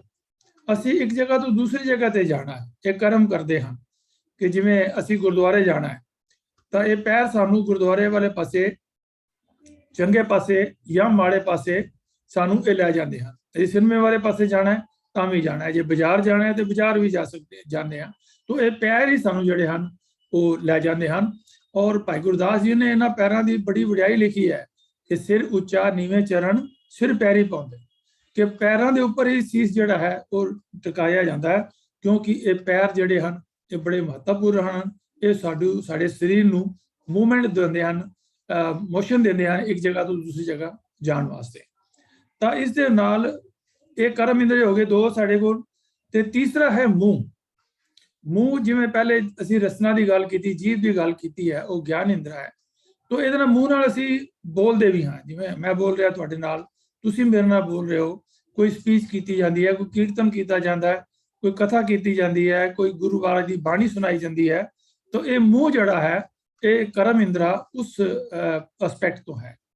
ਤਾਂ ਉਸ ਤੋਂ ਬਾਅਦ ਗੁਦਾ ਔਰ ਲਿੰਗ ਜਿਹੜੇ ਹਨ ਇਹ ਵੀ ਸਾਡੇ ਸਰੀਰ ਦੀ ਸਫਾਈ ਵਾਸਤੇ, ਸਾਡੇ ਐਕਸਕ੍ਰੀਸ਼ੀਆ ਜਿਹੜਾ ਸਰੀਰ ਦੇ ਅੰਦਰ ਹੈ ਉਸ ਨੂੰ ਸਰੀਰ ਦੀ ਸਫਾਈ ਦੇ ਨਾਲ ਮਲ ਮੂਤਰ ਦੇ ਰਾਹੀਂ ਇਹ ਜਿਹੜੇ ਦੋ ਗੁਦਾ ਔਰ ਲਿੰਗ ਜਿਹੜੇ ਹਨ ਇਹ ਸਾਡੇ ਇਸ ਕੰਮ ਵਾਸਤੇ ਜਿਹੜੇ ਹਨ ਕਰਮ ਇੰਦਰੀ ਦੇ ਔਰ ਜਿਹੜੇ ਸਾਡੇ ਇਸਤੇਮਾਲ ਹੁੰਦੇ ਹਨ। ਤਾਂ ਇਸ ਨੂੰ ਅਸੀਂ ਜਿਹੜਾ ਵਸ ਕਰਨਾ ਹੈ, ਇਸ ਨੂੰ ਵਸ ਕਰਨ ਵਾਸਤੇ ਮਨ ਜਿਹੜਾ ਹੈ ਉਹ ਬੜਾ ਇੰਪੋਰਟੈਂਟ ਹੈ। ਕਿ ਮਨ ਅਗਰ ਇਸ ਨੂੰ ਕੰਟਰੋਲ ਕਰਦਾ ਹੈ ਤਾਂ ਇਹ ਗਿਆਨ ਇੰਦਰੀ ਔਰ ਕਰਮ ਇੰਦਰੀ, ਜਿਵੇਂ ਅਸੀਂ ਮਹਾਰਾਜ ਨੇ ਸਾਨੂੰ ਆਨੰਦ ਸਾਹਿਬ ਦੇ ਅੰਦਰ ਫਰਮਾਇਆ ਹੈ, ਤੀਜੇ ਪਾਤਸ਼ਾਹ ਗੁਰੂ ਅਮਰਦਾਸ ਪਾਤਸ਼ਾਹ ਜੀ ਨੇ, ਕਿ ਇਹ ਨੇਤਰੋ ਮੇਰੇ ਔਰ ਤੁਮ ਮੇਂ ਜੋਤ ਰੱਖੀ ਹਰ ਬਿਨ ਅਵਰ ਨਾ ਦੇਖੋ ਕੋਈ।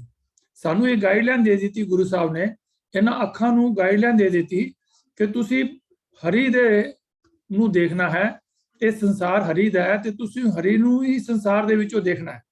ਇਹ ਹਰ ਕਾ ਰੂਪ ਹੈ, ਹਰ ਰੂਪ ਨਜ਼ਰੀ ਆਇਆ, ਕਿ ਇਹ ਸੰਸਾਰ ਹਰੀ ਦਾ ਰੂਪ ਹੈ। तो इस संसार ਦੇ ਵਿੱਚ ਉਹ ਕੁਦਰਤ ਦੇ ਵਿੱਚ ਪਰਮਾਤਮਾ ਵਸਿਆ ਹੋਇਆ ਹੈ। तो उस कुदरत ਨੂੰ ਤੁਸੀਂ ਦੇਖਦੇ ਹੋ ਤੇ ਉਹਦੇ ਵਿੱਚੋਂ ਤੁਸੀਂ ਪਰਮਾਤਮਾ ਨੂੰ ਦੇਖਣ ਦੀ ਕੋਸ਼ਿਸ਼ ਕਰੋ। तो ਇਹ ਨੇਤਰਾਂ ਨੂੰ ਕਿਆ ਨੇਤਰੋ ਮੇਰੇ ਤੁਮ ਮੈਂ ਜੋਤ ਰੱਖੀ ਹਰ ਬਿਨ ਅਵਰ ਨਾ ਦੇਖੋ ਕੋਈ, ਹਰ ਬਿਨ ਅਵਰ ਨਾ ਦੇਖੋ ਕੋਈ ਨਦਰੀ ਹਰ ਨਿਹਾਲਿਆ। ਇਹ ਵਿਸ਼ਵ ਸੰਸਾਰ ਤੁਮ ਦੇਖਦੇ ਇਹ ਹਰ ਕਾ ਰੂਪ ਹੈ, ਹਰ ਰੂਪ ਨਦਰੀ ਆਇਆ। तो ਇਹ ਸਾਨੂੰ ਇਹ ਸਰਵ ਨੂੰ ਮੇਰੇ ਸਾਚੇ ਸੁਣਨੇ ਨੂੰ ਪਠਾਏ, ਕਿ ਇਹ ਕਰਨੋ ਤੁਹਾਨੂੰ ਸੱਚ ਸੁਣਨ ਵਾਸਤੇ ਲਗਾਇਆ ਗਿਆ। ਸਾਚੇ ਸੁਣਨੇ ਨੂੰ ਪਠਾਏ ਸਰੀਰ ਲਾਏ ਸੁਣੋ ਸਤ ਬਾਣੀ। ਤੁਸੀਂ ਸੱਚੀ ਬਾਣੀ ਅਕਾਲ ਪੁਰਖ ਦੀ ਗੁਰੂਆਂ ਦੀ ਬਾਣੀ ਜਿਹੜੀ ਹੈ ਉਹਨੂੰ ਤੁਸੀਂ ਸੁਣੋ, ਤੇ ਤਾਂ ਤੁਹਾਡੇ ਮਨ ਦੇ ਵਿੱਚ ਜਿਹੜਾ ਹੈ ਇਹਦਾ ਅਸਰ ਪਏਗਾ। ਜੋ ਅਸੀਂ ਸੁਣਦੇ ਹਾਂ, ਜੋ ਅਸੀਂ ਬੋਲਦੇ ਹਾਂ, ਉਸ ਦਾ ਅਸਰ ਸਾਡੇ ਮਨ ਦੇ ਉੱਪਰ ਪੈਂਦਾ ਹੈ। ਤਾਂ ਜੇਕਰ ਅਸੀਂ ਗੁਰਬਾਣੀ ਗੁਰਮਤਿ ਨੂੰ ਸੁਣਾਂਗੇ ਤੇ ਸਾਡਾ ਮਨ ਜਿਹੜਾ ਹੈ ਉਹ ਐਸਾ ਗਿਆਨ ਸਾਨੂੰ ਪ੍ਰਾਪਤ ਹੋਏਗਾ ਕਿ ਸਾਡਾ ਮਨ ਜਿਹੜਾ ਹੈ ਉਹ ਚੰਗੇ ਪਾਸੇ ਵੱਲ ਜਾਏਗਾ। ਤਾਂ ਇਸ ਤਰ੍ਹਾਂ ਹੀ ਸਾਨੂੰ ਅਲੱਗ-ਅਲੱਗ ਤਰੀਕੇ ਦੇ ਨਾਲ ਸਾਨੂੰ ਮਹਾਰਾਜ ਫਰਮਾਉਂਦੇ ਹਨ ਕਿ ਮਨ ਸਮਝਾਵਣ ਕਾਰਨ ਹੈ ਕਛੁਕ ਪੜ੍ਹੀਏ ਗਿਆਨ, ਕਿ ਅਸੀਂ ਇਸ ਨੇਤਰ ਦੇ ਨਾਲ ਅਸੀਂ ਪੜ੍ਹ ਵੀ ਸਕਦੇ ਹਾਂ, ਅੱਖਾਂ ਦੇ ਨਾਲ ਲਿਟਰੇਚਰ ਪੜ੍ਹ ਸਕਦੇ ਹਾਂ, ਗੁਰੂ ਗ੍ਰੰਥ ਸਾਹਿਬ ਦੀ ਬਾਣੀ ਨੂੰ ਪੜ੍ਹ ਸਕਦੇ ਹਾਂ। ਤੇ ਇਹ ਜਿਹੜਾ ਜੀ ਸਾਨੂੰ ਸਾਡੇ ਵਾਸਤੇ ਗਿਆਨ ਇੰਦਰੀ ਦਾ ਵੀ ਜਿਹੜਾ ਹੈ ਕੰਮ ਦਿੰਦਾ ਹੈ, ਔਰ ਇਹ ਕਰਮ ਇੰਦਰੀ ਦਾ ਵੀ ਸਾਨੂੰ ਜਿਹੜਾ ਹੈ ਉਹ ਕੰਮ ਦੇ ਰਿਹਾ ਹੈ ਕਿ ਅਸੀਂ ਇਹਨਾਂ ਅੱਖਾਂ ਨੂੰ ਜਿਹੜਾ ਹੈ ਉਹ ਯੂਜ਼ ਕਰ ਰਹੇ ਹਾਂ ਅਸੀਂ। ਤੇ ਮਨ ਸਮਝਾਵਣ ਕਾਰਨ ਕਛੁਕ ਪੜ੍ਹੀਏ ਗਿਆਨ, ਤੇ ਸਾਨੂੰ ਇਸ ਦਾ ਇਸਤੇਮਾਲ ਜਿਹੜਾ ਹੈ ਚੰਗੇ ਪਾਸੇ ਵੀ ਕਰਨਾ ਚਾਹੀਦਾ ਹੈ। ਫਿਰ ਇਹ ਗੱਲ ਸਾਨੂੰ ਸਮਝਣ ਵਾਲੀ ਹੈ ਜਿਹੜੀ ਮਹਾਰਾਜ ਨੇ ਬਾਣੀ ਵਿੱਚ ਬੜੀ ਸੋਹਣੀ ਸਮਝਾਈ ਹੈ। ਗੌੜੀ ਮਹਲਾ ਚੌਥਾ 165 ਅੰਕ ਦੇ ਉੱਤੇ ਸੁਭਾਈਵਾਨ ਹੈ, ਜਬ ਗੁਰ ਮਿਲਿਆ ਤਬ ਮਨ ਵਸ ਆਇਆ। ਕਿ ਜਦ ਤੱਕ ਮਨ ਵਸ ਨਹੀਂ ਆਂਦਾ ਹੈਗਾ, ਮਨ ਅਵਾੜ ਹੈ, ਮਨ ਖੋਤੇ ਵਰਗਾ ਹੈ, ਮਨ ਖੋਟਹਾਰ ਤੇਰਾ ਨਹੀਂ ਵਿਸਾਸ, ਤੂੰ ਮਹਾ ਉਦਮਾ ਦਾ ਹਰ ਕਾ ਪੈਕਰ ਤੋਂ ਛੂਟੇ ਜੋ ਉੱਪਰ ਲਾਦਾ। ਕਿ ਤਾਂ ਜਦ ਤੱਕ ਉੱਪਰ ਤੁਹਾਡੇ ਇਹ ਜਿਹੜਾ ਲੱਦਿਆ ਰਹੇਗਾ ਮਨ, ਇਹ ਉਦੋਂ ਤੱਕ ਜਿਹੜਾ ਹੈ ਉਹ ਤੁਹਾਡਾ ਜਿਹੜਾ ਹੈ ਤਰੀਕੇ ਨਾਲ ਉਹ ਬਿਹੇਵ ਨਹੀਂ ਕਰੇਗਾ ਮਨ ਤੁਹਾਡਾ। ਤਾਂ ਇਸ ਕਰਕੇ ਜ਼ਰੂਰਤ ਹੈ ਕਿ ਅਸੀਂ ਆਪਣੇ ਇਸ ਮਨ ਨੂੰ